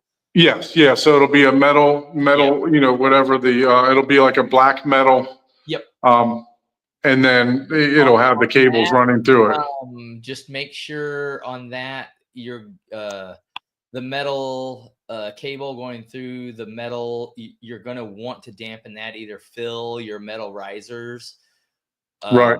or make sure you do a bunch of silicone. You know, you can make it look nice. I put like a grommet in between it or something like that. Yeah, there you go. If you can Yeah. do a vomit, then yes, because otherwise those will rattle like a mother. Yeah. You'll be like, "What the hell?" And that's before the the other before you Oh, install boy. some other speakers. We heard that. So yeah, hey, look, 815s are gonna do some damage in here too. Oh yeah, dude, you are going to question why you got more, because that's you know. And then especially if I do especially if I build that box out and do the Dayton Audio, the new Ultramax 2s, Yep. do like 4 of those across the couch Oh, dude, yeah, for near field. that's gonna be crazy. Yeah, so Now, do they have 10s? Or are you doing the 15s or the 18s for the near fields? You're doing this because of the riser size, this is a 2x12 here, so I'm comfortable with doing a 10-inch woofer inside of that. You know what I mean? Yeah, I've seen their 18s and I think 15s. I didn't even realize they had the version 2 10-inch. Yeah, they just came out, I believe. Oh, okay. Yeah, I didn't even realize that. It's like, oh, I didn't. Yeah, so tomorrow my electrician comes. So tomorrow I'm going to be cutting lights that go in there. We're going to be I hope at he least makes getting. fun of you for how long. What's that? I hope he makes fun of you for how long he. Oh yeah, dude. I looked at it. It was funny because literally in Thanksgiving of 2021, he was texting me asking me when I was going to be ready because he pre-wired everything and he's like, hey, just trying to plan Thanksgiving 2021. So it took me that long to get to this point. Well, all I'm saying is if he has something that comes up, just say, hey, whenever you can come over, let me know. Yeah. You know, that's fair. You know, it's like, so yeah. So this is where we're at. Plans are to put like a window plug here and then put the panel over top of it so that the whole panel will swing open on both sides and you won't even be able to see a window there. My phone's on 5%, so I'll probably have to get off here in a second. It'll probably kick me off, but up front, I got the film, cleaned all the windows the other day. I got the film right here. For this door right now, I'm still deciding what I'm going to do. If I'm just going to make a full panel just to cover it for right now. Eventually, I do want to get another solid core door for here. I think. Let me know what film you have there, because I might do that in my. This is the film that Michael recommended, right, Paul? That's the same one Michael used, right? Yeah. So mine, because I have an HOA, I have to have like white on the outside. I can't put black. So my HOA, so I'll be blacking out all those windows. It'll look white on the outside. Yeah. So, but it'll be black on the inside. They actually have the ones that looks like transparent from the outside. Oh, really? Yeah. Yeah, I'll have to take a look at that because I have some sound panels in the upper, and I'd like to just remove them just because I don't like the way they look and stuff. Yeah, I just worry about, covering those windows and then with the Florida heat that they start to mildew and sweat and everything else like that. And that's the real reason why I'm like, it gets a little bit of humidity up there with a 4-inch insulation panel. There's still enough airflow around it because I don't have it up there airtight. I mean, I have like a good inch gap around the whole thing, but it's still, I'd rather just not have those up there at all. So I don't know if you guys have priced carpet out or not, but it's expensive. I brought these samples home, and the guy, I was like, all right. So I called him up. I said, yeah, I kind of like this one, kind of like that one. Just give me a ballpark. Guy was like $6,000 for a 23 by 16 room. I'm like, what are you smoking? I will tell you this, dude, unless you're doing industrial where you're laying the carpet like in the squares, which is like $7 or $8 a square foot, it's worth it because I'm telling you, carpet laying, that is hard. Oh, I mean, I'm definitely going to pay somebody to do it. I'm not doing carpet myself, but I mean, he's charging me like, I don't know. I got like a 400 square foot room. He's charging me like Did you go to $12 a square foot. Did you go to a carpet place or? Yeah, I went to a carpet place. So anyway, this phone's on 2%, but yeah, that's the progress. Wanted to give you guys give you guys an update. So what I'm going to do now, I'm going to shut the phone off and I'm going to pull some measurements from where the seats are going to be because I saw something kind of funny going on with REW when I did the room optimizer. So I want to go through that, but I'm going to pull the two measurements real quick just so they're fresh in my mind, and then we'll go back in on REW. So let's see here. Do I have my? Do you not have a charger in there to charge your phone, sir? Not in here. Battery pack. Yeah, it's all right. So I know from here is 10 feet. Let's see. That's another 7 feet. So we're looking at 17 feet. Okay. All right. So we're going to go. Here's my digital tape. Here's my trusty. Yeah. Trusty Man, when measure. Those dropped down from a couple $100. I was like, oh, dude, these things are amazing.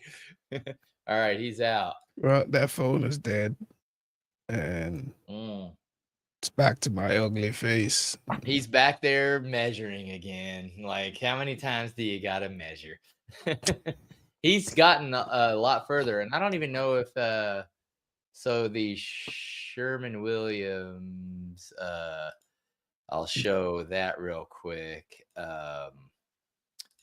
That color, and that's what's funny about the that color was not visible in that light. Yeah, and that you never know. That's an invisible color. This is the color that he had, the spinach white.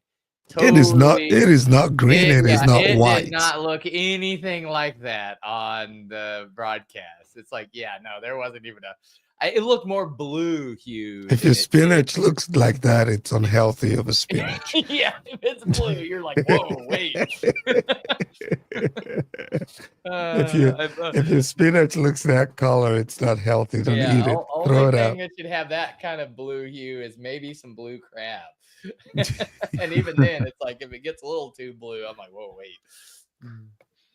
So that color actually was something like I had in my old house when I lived in Tallahassee. Yes, that master lessons, that was tricorn black. Yes, that was it. And then, like I said, went with the spinach green. To be honest with you, I really wanted a little bit darker green, just a little bit more, so that would be a little bit more pronounced. But we'll see. I can always go back and repaint. You know, just the areas that I want. I can go back and repaint it. You know, it's all, everything complements everything. That's the hard part, trying to find complementary.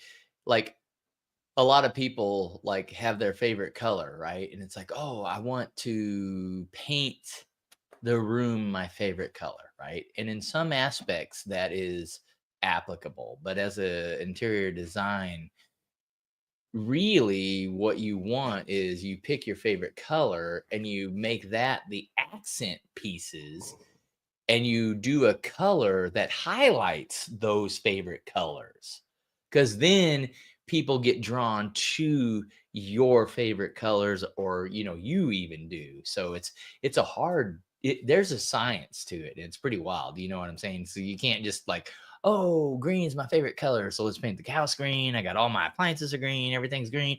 And it's like, well, then green doesn't stand out. Nothing stands out, and it looks bland, right? It's right.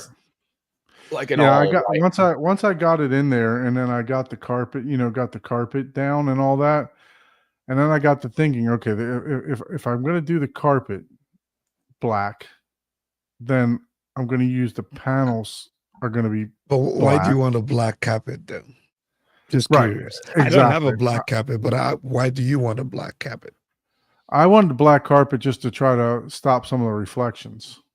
Because I have a gray one and it does a pretty good job. Yeah, But it's not just necessarily it being black, right? I think it's Sometimes- more of your initial first. You could do they can absolutely do like a first like 2 feet or 4 feet of black, and then do your like a pattern, right? Yep, and then do whatever color you want that may complement all the rest of your furniture that may be way brighter, right? see, let me show you this. This is my old house. I actually did everything in here. I did the flooring, I did the painting, I did everything else. So let me go here. And this is similar to the color that we have. It's not a wine cooler. So let's see. I don't drink wine coolers. Normally I drink a pretty stout 15% beers, but I am doing seltzers. But I actually made the I printed that. That's my own design. So this was my old house. Not for sale, by the way. You're not allowed to sell. My old house in Tallahassee. But we painted this, we designed this, did the wood backing, and then I actually did this flooring, and then we painted the same color. So Okay. Yes. I mean, the good thing is you've lived with that color, right. That was going to be my concern was you might not like it after 6 months, Yeah. but you've lived with it. So Yep. you might actually be Come making on, man.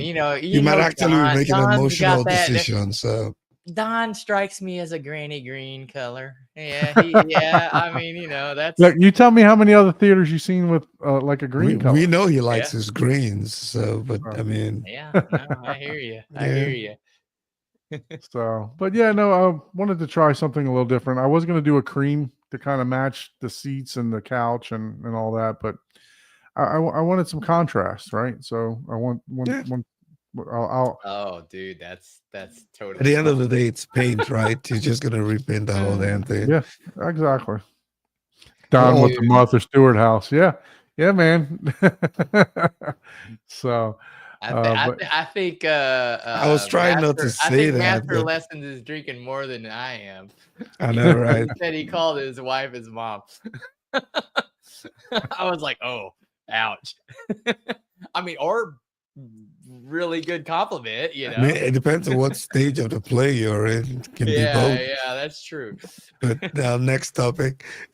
yeah, let me go. Like, hey, he may Yeah, be bettering up the mother-in-law. He's still doing the fabric wall, but Yeah, I'm still going to be doing the fabric wall. Like it's like not going to be into the entire wall, 3/4. right? So, yeah. 3/4 of the wall will be fabric wall.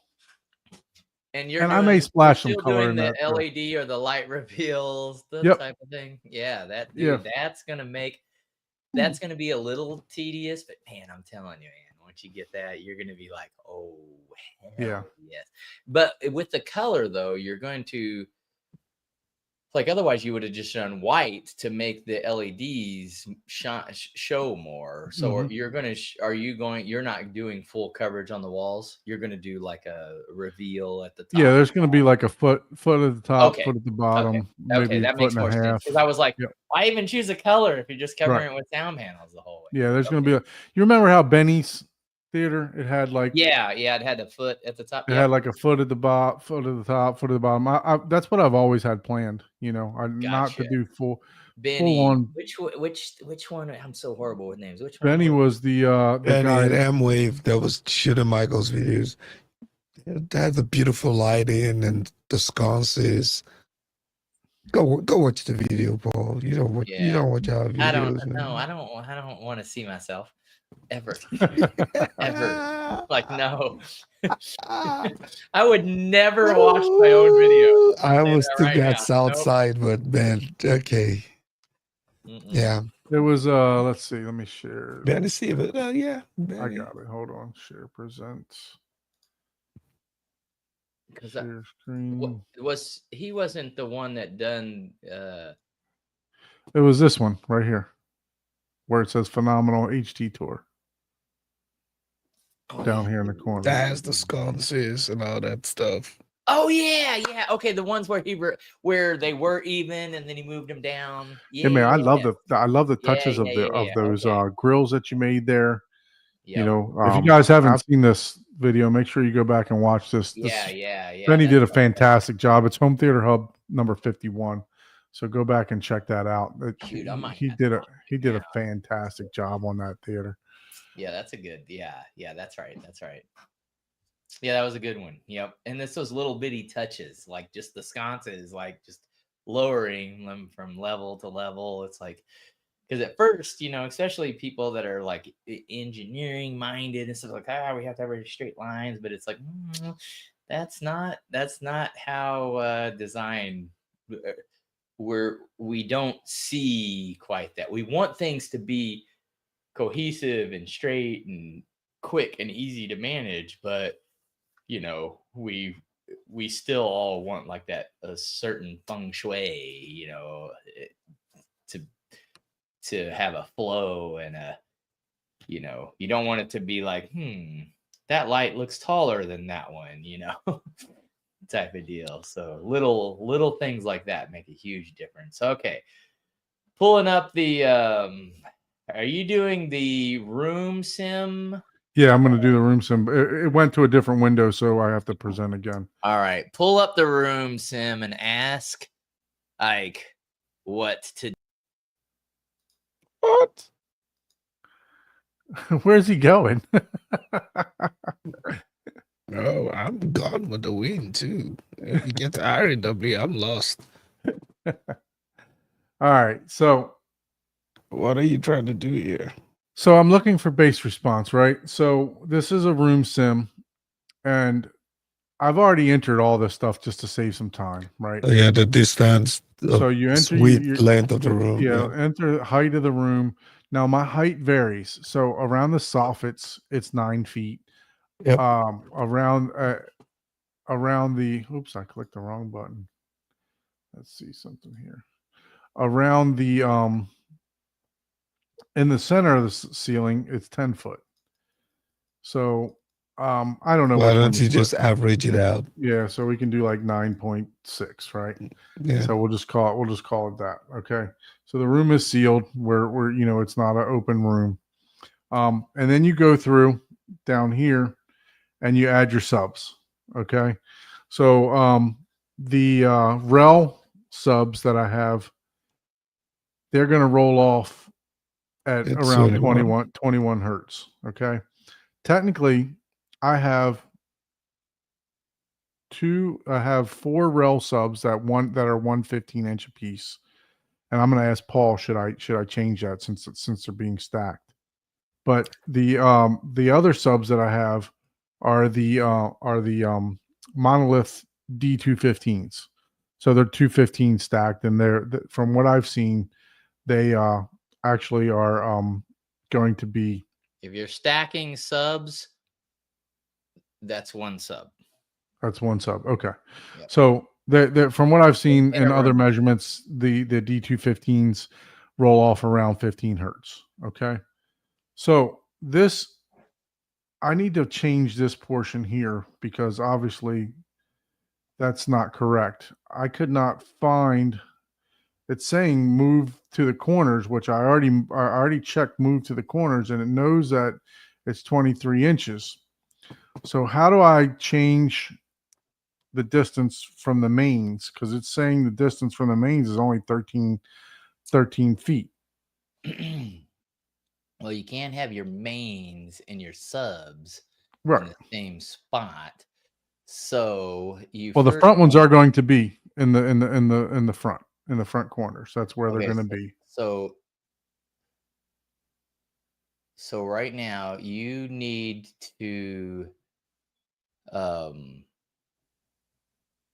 your mains are covered up. So go scroll down. It looks like you unselected them. Scroll down. All the way down. All the way down. See where it says left and right? Select those. And now move those wherever they're going to be. They're basically in the right spot. Okay. Well, that then, and make sure they're ported right and whatever. If those are in the right spot, so you're 11 feet 10 inches from the main. About from my main seat, 11 feet. So that's pretty close. I mean, you can move your dude forward. Now, keep in mind, see how it did the boxes, which I don't really know, but see how the boxes are like inside the walls.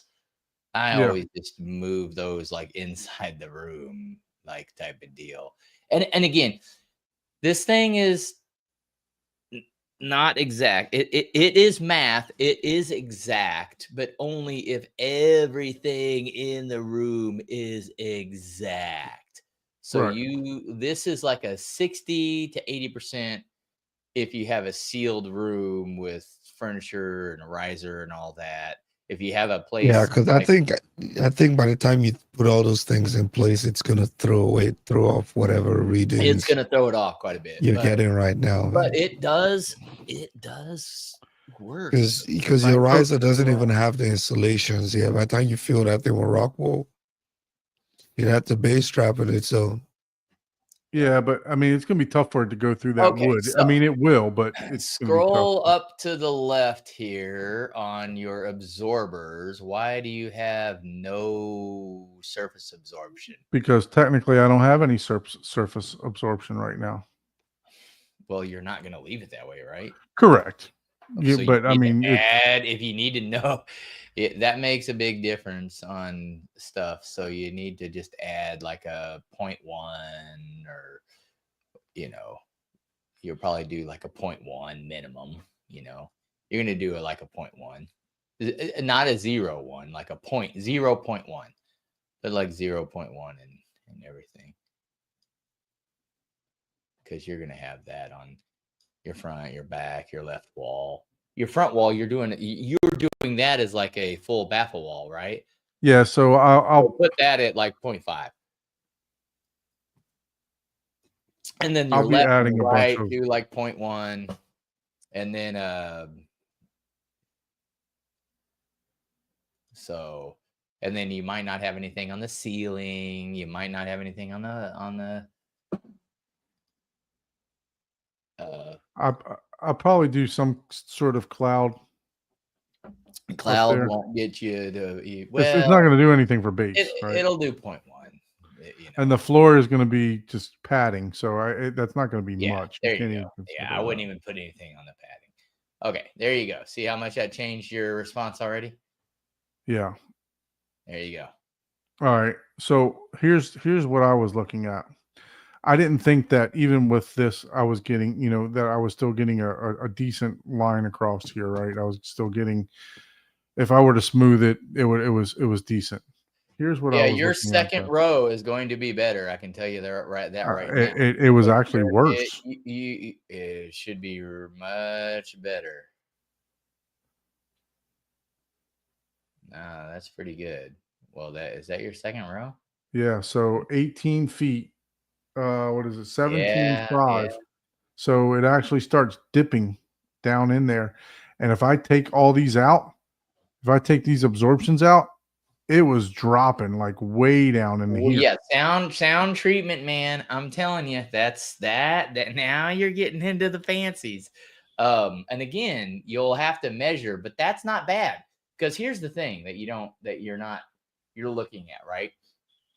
You as an average,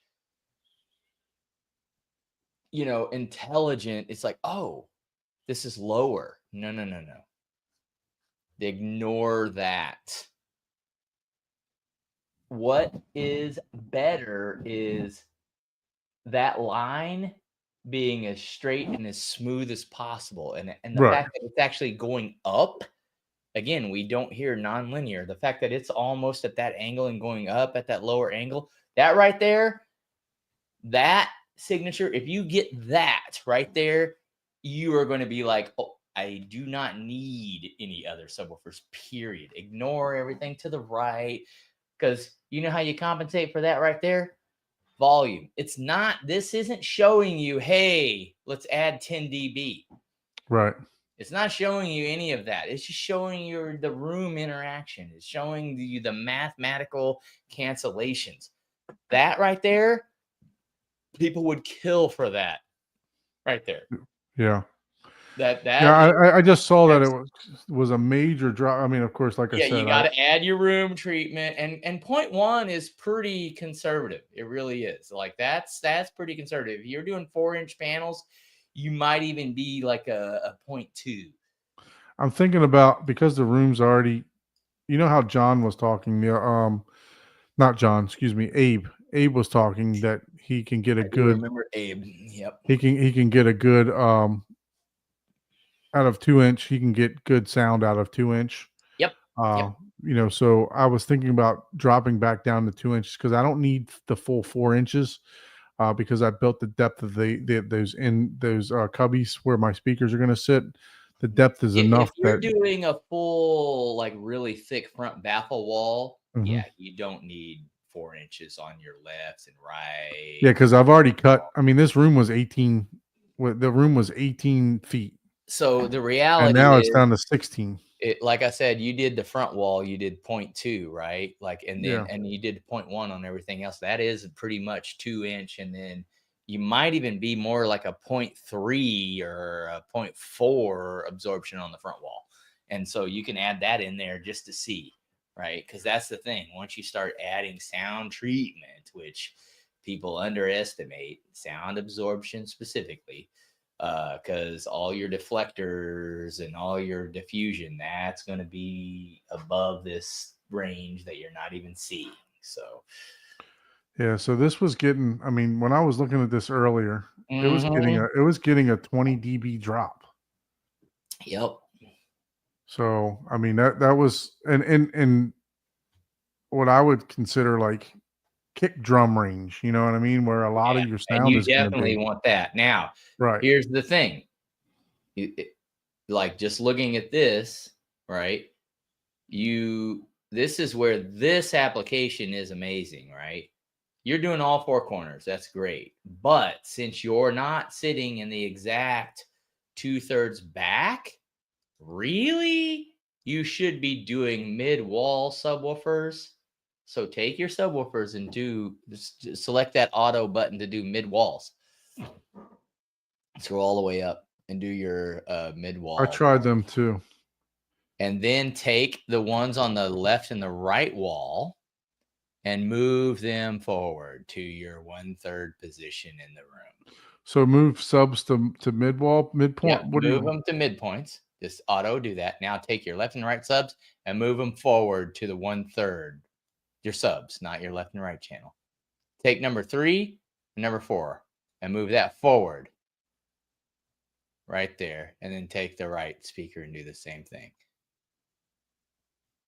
See, that's what you got to look at to kind of get rid of. And remember, and see, even then, that's not quite right. But now that's your back seat. Now move your person to your front seating position. And that's going to be a lot more powerful. See, that's because I was mentally thinking of your front person. See, that's the thing. It's all about getting out of the resonance or the nulls. So Right. that's where in this situation, since you're elongated, moving to the 4 corners, you're not compensating for those resonance that are front to back doing 4 corners. That's why you're doing the mid walls in this situation, but then you can just move the subs instead of just directly in the mid, you're moving them forward to compensate that. So you're essentially sitting 2/3 back as far as the subwoofers are concerned because of the back wall, not the front wall, the back wall. Look at how everything is, it's a 3-dimensional view or a 4-dimensional almost that you have to think of in all this. And you can mess with this. That's what's nice about this, right? You move, Right. but again, like even in my situation, right? Like I have a major suck out at like 40 hertz. I have to do some crazy phase stuff. for my near Yeah, field. that's what I was looking at too, because I didn't see any option to revert the phase on some of these speakers. Like Yeah, if I, no, there is. You let me absolutely see. can. You can do time alignment. You see where it says invert? Yeah, I saw add delays. When I Invert. added delays, it definitely helped. Invert is 180-degree phase. That invert checkbox. Oh, okay. That's your 180-degree phase. So you can do like your rear subs 180. So the front position, invert. I think I had it good. Just the back Mhm. here is where I think that it was starting to Yep. be. Yeah, sound absorbers, man. Yeah, and you can stop those cancellations. But honestly, Paul, we've talked about this 1,000 times on here. What is a bass trap going to do in this room? You know, I mean, it's really not going to Nothing. do a whole lot. Nothing. Well, if you have 4 subs and as many subs as you have, But you're gonna have a lot though. yeah, you don't really, yeah, the more subs you need or have, it's like, it's one of those things where you just need some sound absorption. And if you have a specific issue with a corner, and I'll just make something up, right? Okay, your entryway has, and your riser is a foot higher, right? So that frequency may be equilateral to the left and right, because you shortened it. Anything that's equilateral will have a 100% cancellation. So if your riser equals the same as your width, now all of a sudden that frequency, whatever it is in distance, if it's 15 foot or whatever it may be, or 12 feet, and that frequency may be nulled no matter where you're at, because it's reverbing back and forth, and it's canceling it out in every section of the room because of the back half of your room. You throw in some big old bass traps, and it's like, nope, we're not reflecting from this corner, so it's not meeting equilateral in the position where we're sitting. And that's where your bass traps and any sound thing comes into play. It's not sound treatment isn't we're trying to lower the volume, because you could just put a friggin' piece of cardboard in front of the speaker. We're trying to keep it from bouncing off of 2 points and then meeting equally, because if two things equal, if you take two, It's going to cancel. two things and you punch them at the same, boom, they stop right there. Boom, nothing happens. And that's what sound is. That means no sound. But if this one's tarded, and you go, so you still get sound. And and bass traps do the same thing. You have to just put it in your room, figure out where it's at. And it's really hard with the bass. You almost just have to, sometimes you just have to, let it be, if you would, because sometimes you're just like, I'm trying to get it so flat, but it feels so neutered because I'm having to do so many all pass filters that now I'm getting like some sort of bass, resonant hearing and all this. It gets really stupid. But in your scenario, you have 4 subs and maybe more. It's not even going to be a thing. Add 2 more subs as near fields behind you. Just literally see what that does. And say, hey, they only play down to 50 hertz. Just, you can, type it in or whatever the case may be. Say, hey, they only play down to 50 hertz. What now? What am I getting? You know what I mean? And they go to the front middle. Yeah, there you go. Well, I mean, they auto. Oh, they went to the midpoints. So yeah, just drag them, and you can rotate them too, to point to the MLP. Oh no. Yeah, you can point them in the right direction. Yeah, I think you right click on the subwoofer. Oh, there you go. I don't know what I did, but Yeah, you did something. I was like, I don't know what Change to that do. one. Somehow you change it for once, but I have yeah. no clue.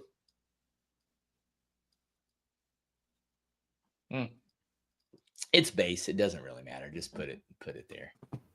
And because it honestly, that doesn't matter. That's just for more visual acuity than anything. There we go. So you're gonna have 2 subs back there. See, that's the thing. You got to be careful. Now that's what those subs. Now, if you're highlighting a sub, that's the thing about this. You can highlight the sub and it shows you what that woofer is doing. That's what that woofer is doing. So see how I was like, yeah, you're doing it right by doing like a, yeah. Yep, there you go. It shows what each subwoofer is doing. So then once you realize, Yeah. So I don't know if you guys noticed while Paul was talking, I actually inverted the 2 rear subs, or so meaning that I changed the polarity, right? And then I also added 15 seconds of delay. You can tell it to 0 the delays, and then you can also tell it to auto 0 the delays, and then you can say there's a thing in there where it says calculate delays for you, and it'll tell you basically, oh, start off with this delay frequency. Where is it? It's in there somewhere.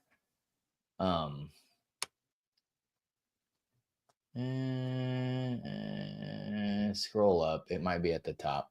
I don't remember where it's at, but it will automatically calculate the delays for you.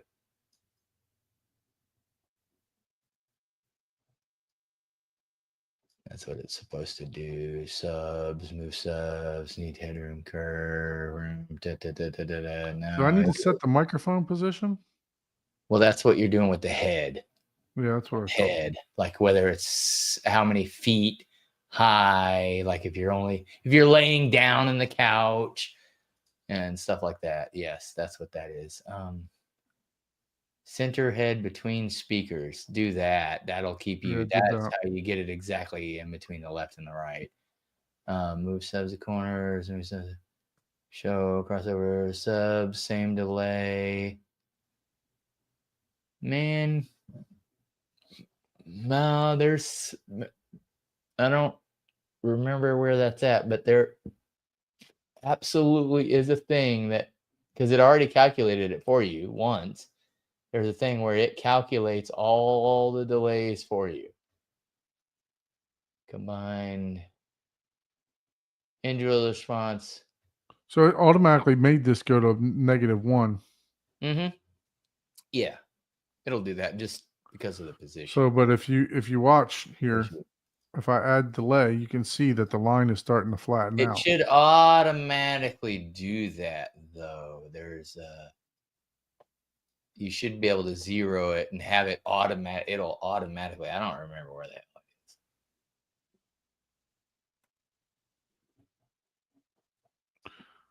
So yeah. So anyway, I was playing around with this, and like I said, I wanted to see what your thoughts were, because I was getting a drop. I mean, like a major drop at 18 foot.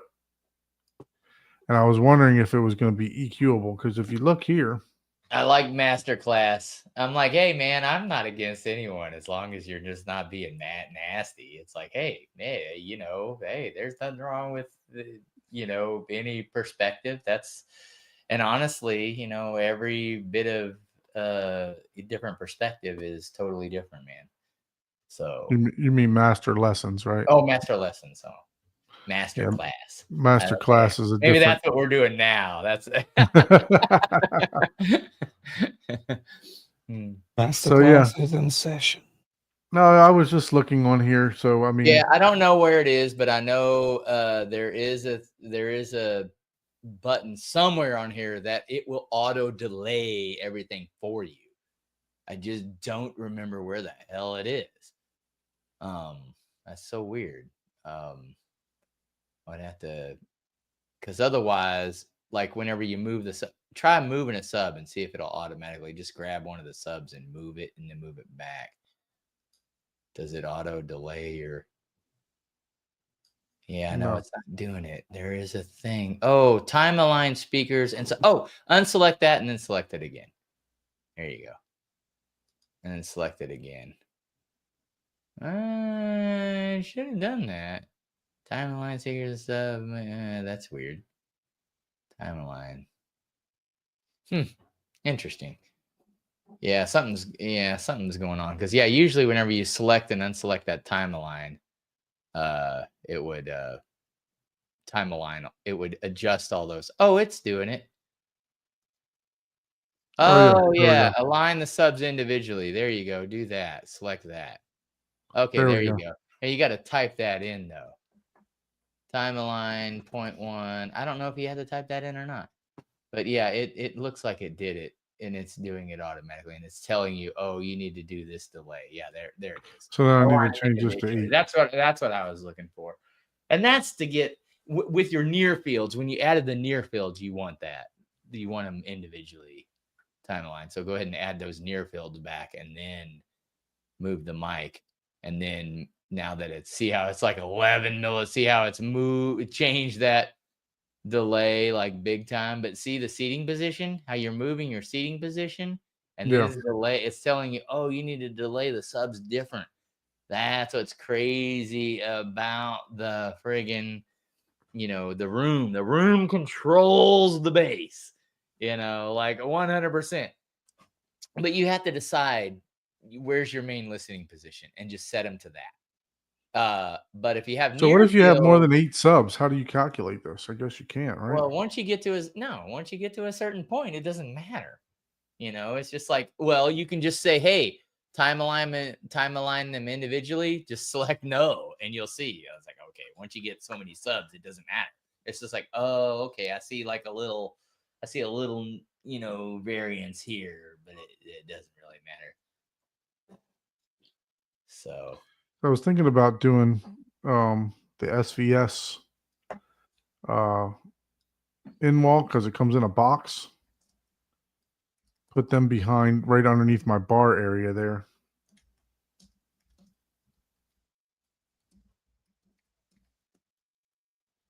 Yeah, those are not bad. They do the work, especially when you have two of them. So you see it actually calls me to. So it's telling me here to change this to 12.6.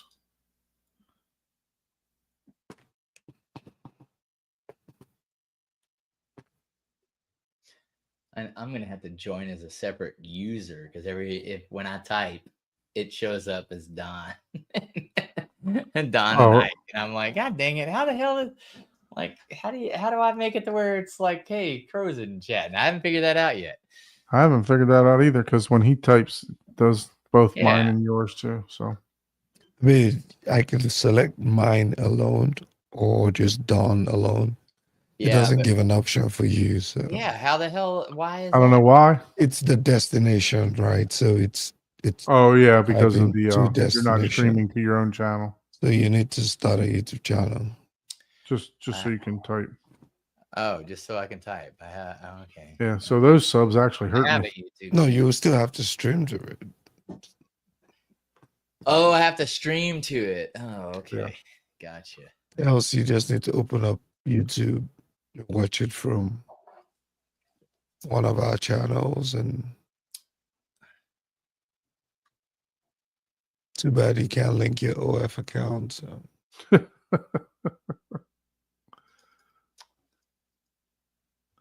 Oh goodness. That's fun. Yeah. Master lessons is it's one of those things where if you're not having fun, it's like, yeah, delete. It's like it's one of those things. I hear him.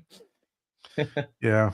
I've had No. some of my friends that used to game and they had like 500,000 followers and shit. And it's like, God damn, just like, dude, you do this already.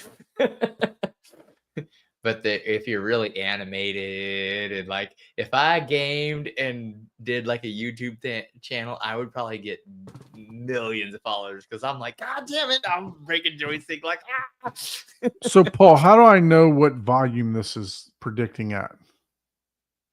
So is that 35 dB? Is that what it's saying? No, right now it's saying 90 or 80-ish dB over there on the left, where it says the dB. Right. Yeah, I know that. But what I'm saying is on the volume knob, what I'm turning it to. How do I know is this at reference? Is this at -10? Is this at what This is this is- on my AVR? Oh, no, that's not. That's completely irrelevant. It's whatever you want. That the wave doesn't matter. It doesn't matter. It's all relatives. So yes, at X volume, this is the curve you're gonna get. Well, if I'm at -60 on the dial, my SPL is not going to be, it's going to be No. way down here. No, you're right. It has. So okay, so this is assuming you are 100% flat. So I'm at Okay. reference. No, it is you are at the same volume across. You have no room curve. That's all this is assuming. And yeah, it might be saying at reference, Okay. but it's irrelevant because if you turn up your trim on all your subs to plus 10 dB, it's going to go from what looks like 85 or 87 dB to 100 or 97 dB. So it's irrelevant. This is just showing you the science of the cancellations. Okay. It's not showing you the Not volume. showing me the actual what That I does- can max out at. No, there is no limit to that. Okay. Except power and other physics, right? Like you can't make 150 decibels out of a low frequency. Well, let me clarify that, out of a 2-inch subwoofer. I mean, from 10 feet away, right? But you could probably get 150 dB out of a 1-inch. I'm trying to get up there with Scott Newby. Yeah. Up to the 150 dB club. You got a lot of power. No, That's I definitely don't want that. Yeah, dude, that's fun. That is fun. It is fun, man. I was there, right? It's fun. It's a good time. It's a good time, right? So Now, can I apply smoothing to any of this or no?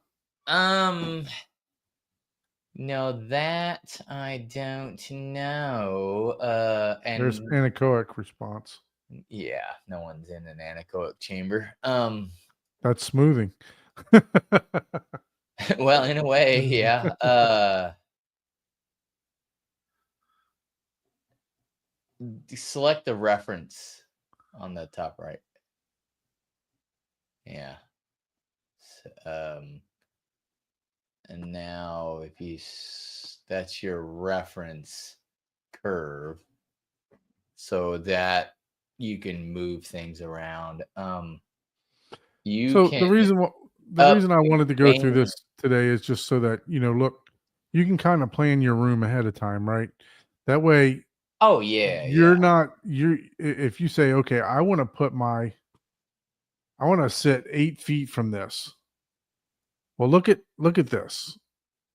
You have a major suck out at 50. Mhm. Now, can something like that be EQ'd out? That's a lot of EQ. No, you're not EQing that out. Right. I'll tell you that So, right now.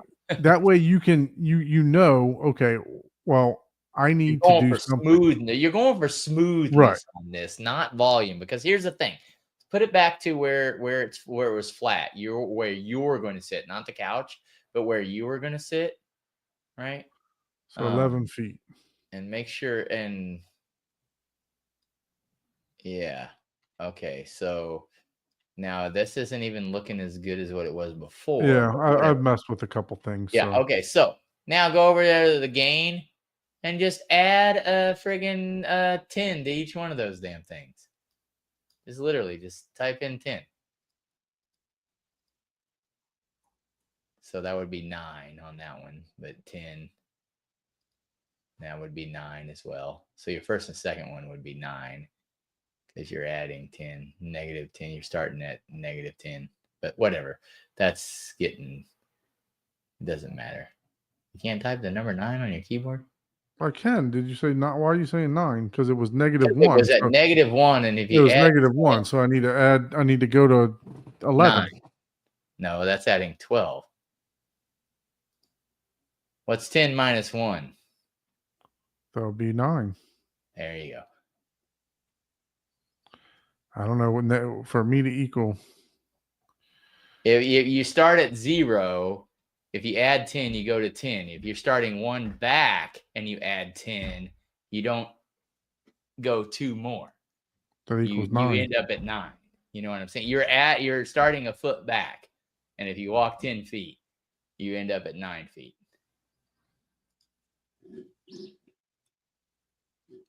So, but see, that's what I'm saying. You can, do all this stuff, and it's all relative. You're looking for a flat line because you can always just, as long as you have enough power, right, and your subwoofers can handle it, you can just say, oh, volume, Right. So you're looking for smoothness. Because Yeah. again, this isn't accounting for EQ either, right? Like right now, those two little peaks, yeah, super easy. You can boop EQ that out. So you're looking to get rid of the nulls. Even that little valley that you saw, or I guess it would be this way. You could literally just be like, okay, let me lower that, and then you can just raise it all, and then you're back to perfection. Or you're bragging rights, right? But in reality, that that curve that you had going on there, linear with your hearing, the lower it goes, the less it sounds in volume until you get to that 85 dB I think range. REW's crashing. Look at this thing flashing. Yep, you're doing too much math because that's all that is math. It's math in the background. It's doing it for you though. That's what's amazing. That's what I love about people that do this stuff and put this all into all these programs and all this stuff. Because like when I started my academic career, I was like, oh, I'm into this. I love this. But then I'm like, oh my God, I'm so bored. I'm doing like 1,000 same lines of all that. I'm like, I don't even understand how people do this. Like I can do it, but I'm just like, I'm bored. I'm done. I get like 80 lines in and I'm like, what the hell? I gotta do something else. I'm not thinking, oh, at the end, I'm going to see this program. And I love those engineers. I work with them all the time, right? Like they're so smart and they literally just laser focused and just, and I almost was one of those people, but I just couldn't, I don't have the patience, I guess. So I was just like, oh my God, 3,000. So if you had the option, because I do have the option, would you take, instead of stacking those subs in the back, would you take and put one at mid-level on each side? Yep. So I would have just 15 inch in the back. Stacking subs gives you volume, but you also have to remember the rule of doubling. You only get, essentially with room gain, you get 6 dBs for every doubling Right. of subs, and placement gets rid of nulls. So you got to remember this. If you have 1 sub, 2 sub, I doubled it, 6 dB. Well, now how do you double again? 2 more. Okay. But you also have your room nulls that you're trying to get rid of, right? So now if you do 2 more subs, you haven't gained anything, even if you stack them. Nothing. Right. You're not getting that. Now, if you had, just making up something, if you had 1 sub and then 2 subs, and that second sub got rid of all your nulls, and you're like, oh, I just don't have the volume, and then you stack the sub on each one of those, yes, then in that scenario, your volume would have gained 6 dB. But Yeah. that's no, for just one or two subs in the corners.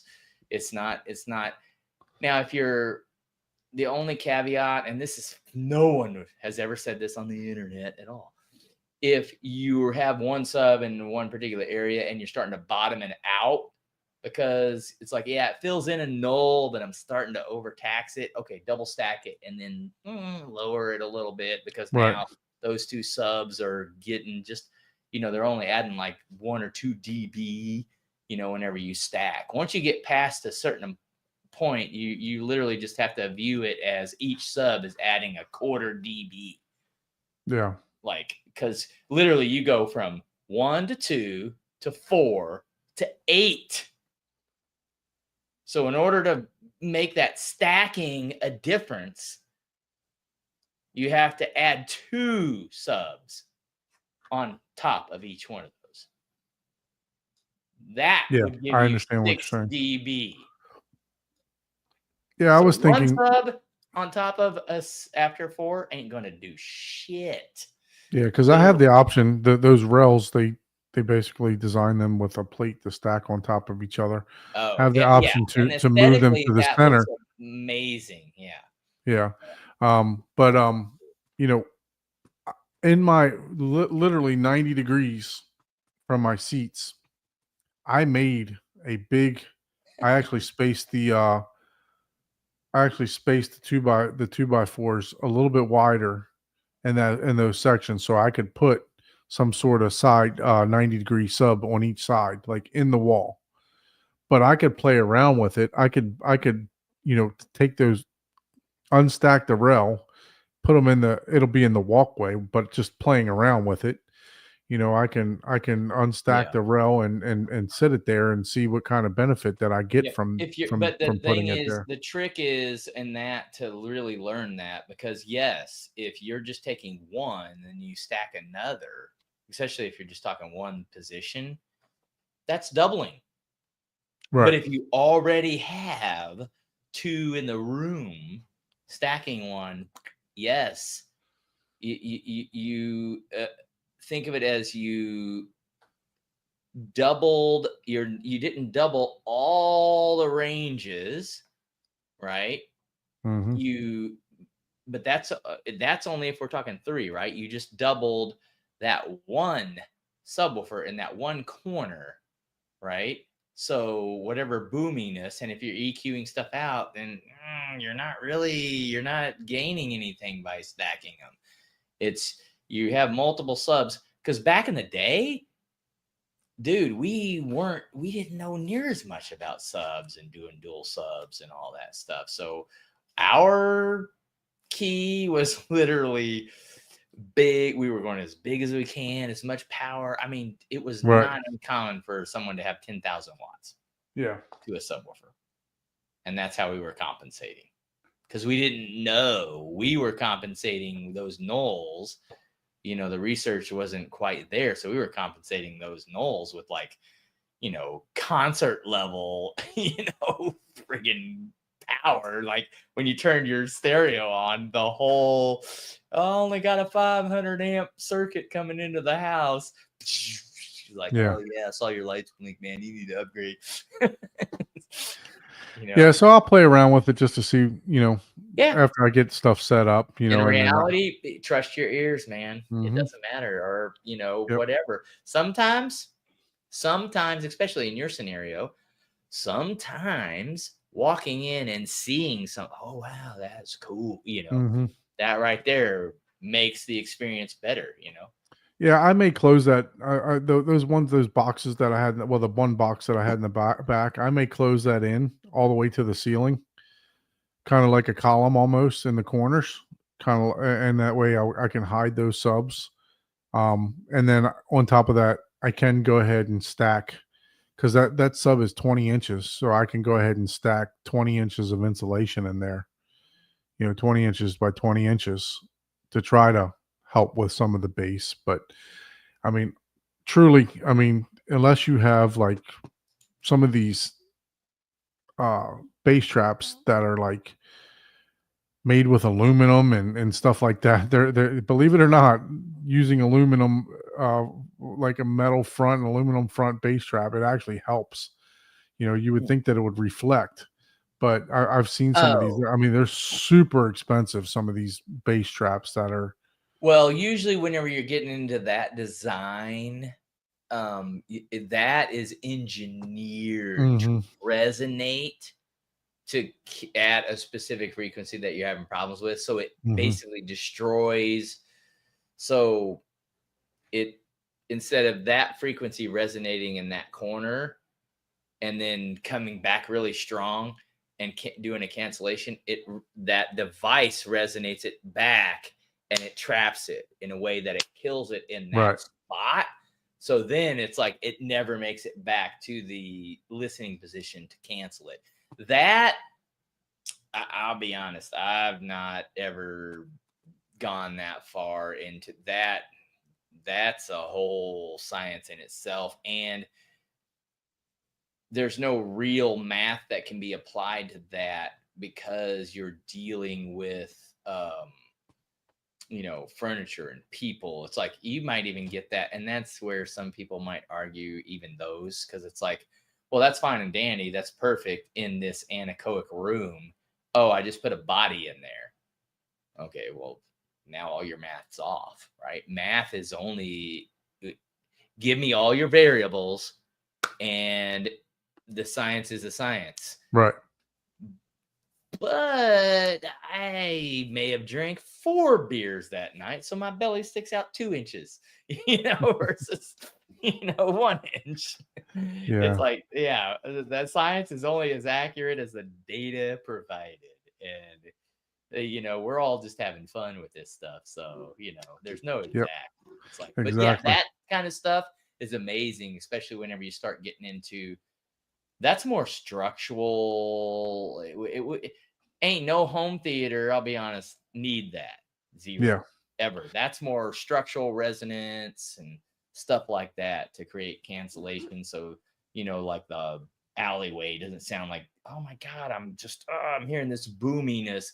You have structural things and you're canceling the sound. That's very industrial sound engineering for, just reduce sound pollution and stuff like that. For home theater, get out of here, man.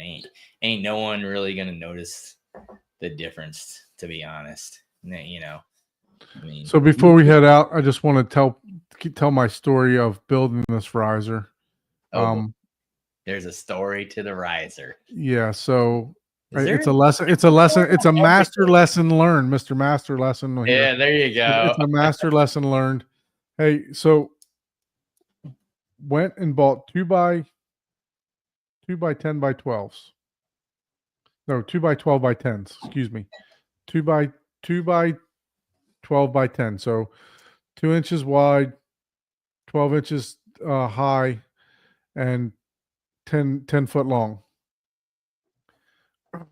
Then I bought, because my room's 16 foot, I bought 4 2 by 12 by 8s. So they would fit perfectly. Right. I said, okay, I'm going to screw all the, I marked 16 on center. That way I can just drop the insulation in there, 16-inch insulation in there very easily. And I marked them 16 on center. I put them in the middle. But screwed the whole back plate on, pushed it up against the wall, go to put the front plate on. Well, some of the boards are a half inch or half a foot longer than the other ones. Yeah. I'm like, what the hell is going on here? I'm short on like 6 or 7 boards. Why are these boards short? Well, guess what? They weren't short. The other ones were long. So they were literally long, like 6 inches. It's just like Don to brag about how his is long. I'm like, all right, bro. Okay, we get it. Like, so I had to disassemble the whole back piece again. The 6 or 8 boards and cut them all down the sides. So I would say, make sure you measure all your boards before you're putting stuff together. You would think by buying 10 footers, they would actually be 10 foot. No, they're actually a couple of inches off. I've never had boards be that far off before. Never in my life. Foot off is pretty. Yeah, it's Yeah, a half. that far off I haven't, but usually they are a couple of inches. Yeah, Look, yeah. I wouldn't have I minded if they always were all the check. same, right? If they were at Yeah. least all the same, but when I'm picking Yeah, them from that's the odd same, that they were different because usually when you Except buy if somebody mixed up the woods, you know how like you take Yeah. people take from 10 foot and just dump it up at 8 foot, and then Yeah. you just grabbed it. no, I lined them all up on the cart, so I knew that they were, at least close, from what I was grabbing. They weren't a whole foot or so. yeah. 2 See, feet. that's what it really. It's like, nah, man, this looks like 10 to me. It's like, dude, bro, that's 8. Yeah, you had some Yeah. at an 8 all angle. day then. long. No, man, they look. Just take it from me. If you're buying wood from a big box store, make sure you Oh, yeah. measure it because I wasted a lot of time this Yeah. from doing that. So, but yeah, it's up there. Yep. I honestly, I love Menards, but I do not buy lumber from there because as the big box stores, man, that I have had zero luck with any of their and I'm yeah, just everything is I'm just coupled trying to and put like a towel holder together or something, and I'm like, good God, like the wood has like that. mhm. I'm Yeah, not everything's saying cupped and Lowe's bowed or and this and that, and Depot's good, but I can at least look at 4 pieces and okay, yeah. look, that one- I even spent the extra money for prime wood. I didn't get the garbage. I bought the number 1 wood and it still was garbage. You're not So- using it outdoors though. Why'd you Yeah. need prime wood? Because I wanted to make sure it was somewhat straight. Okay, you're using it on concrete too. No, so- not prime is like I know what you mean. Like you just paying. It's not pressure for- treated. Yeah, it's not Yeah. pressure Yeah. treated. Yeah, It's no. just it's a higher end. It's It's just I supposed would to think that it was supposed to be better, but supposed to apparently it wasn't. I was well, you obviously haven't shopped the bad wood that much then, because man. No, I tried to pick the best what I could find. Yeah. Big box store is horrible, but there's lumber yards everywhere that people Yeah. don't. You just have to Google them, and Yeah. they usually hook you up. You got to talk to them. Anyways, Yeah, so I just wanted to give somebody, hopefully you guys can learn from my lesson, and not and just double check, just throw a tape measure on them real quick to make sure that they're the actual length, so that when you're putting your stuff together, that it will actually be square. And it happens, man. It happens. Yeah. All right. So, Well, all right, everyone. Well, we definitely appreciate it. If you would like to be a guest on the show, we would. I don't think we have anybody scheduled for the next couple weeks. So if you'd like to be a guest on the show, go ahead and send us an email at hometheaterhublive@gmail.com. We'd love to have you on to show your theater, whether it be, just a 5.1 or whatever you have in your house, whether it be sound bar or whatever, as long as you enjoy it being your home theater, we'd love to show it off. So please send us an email, and then also please like and subscribe to the channels. I know, Ike, you're climbing up there, right? Man, I might have to start my brewing. I actually so people can see my chat. So please like and subscribe to the channels if you haven't subscribed to both my channel, which is Horizon Home Theater, and Ike's channel, Easy HT Tech. And when Paul gets his channel, subscribe to his channel too. I gotta get. I'm not that motivated. So we appreciate everyone.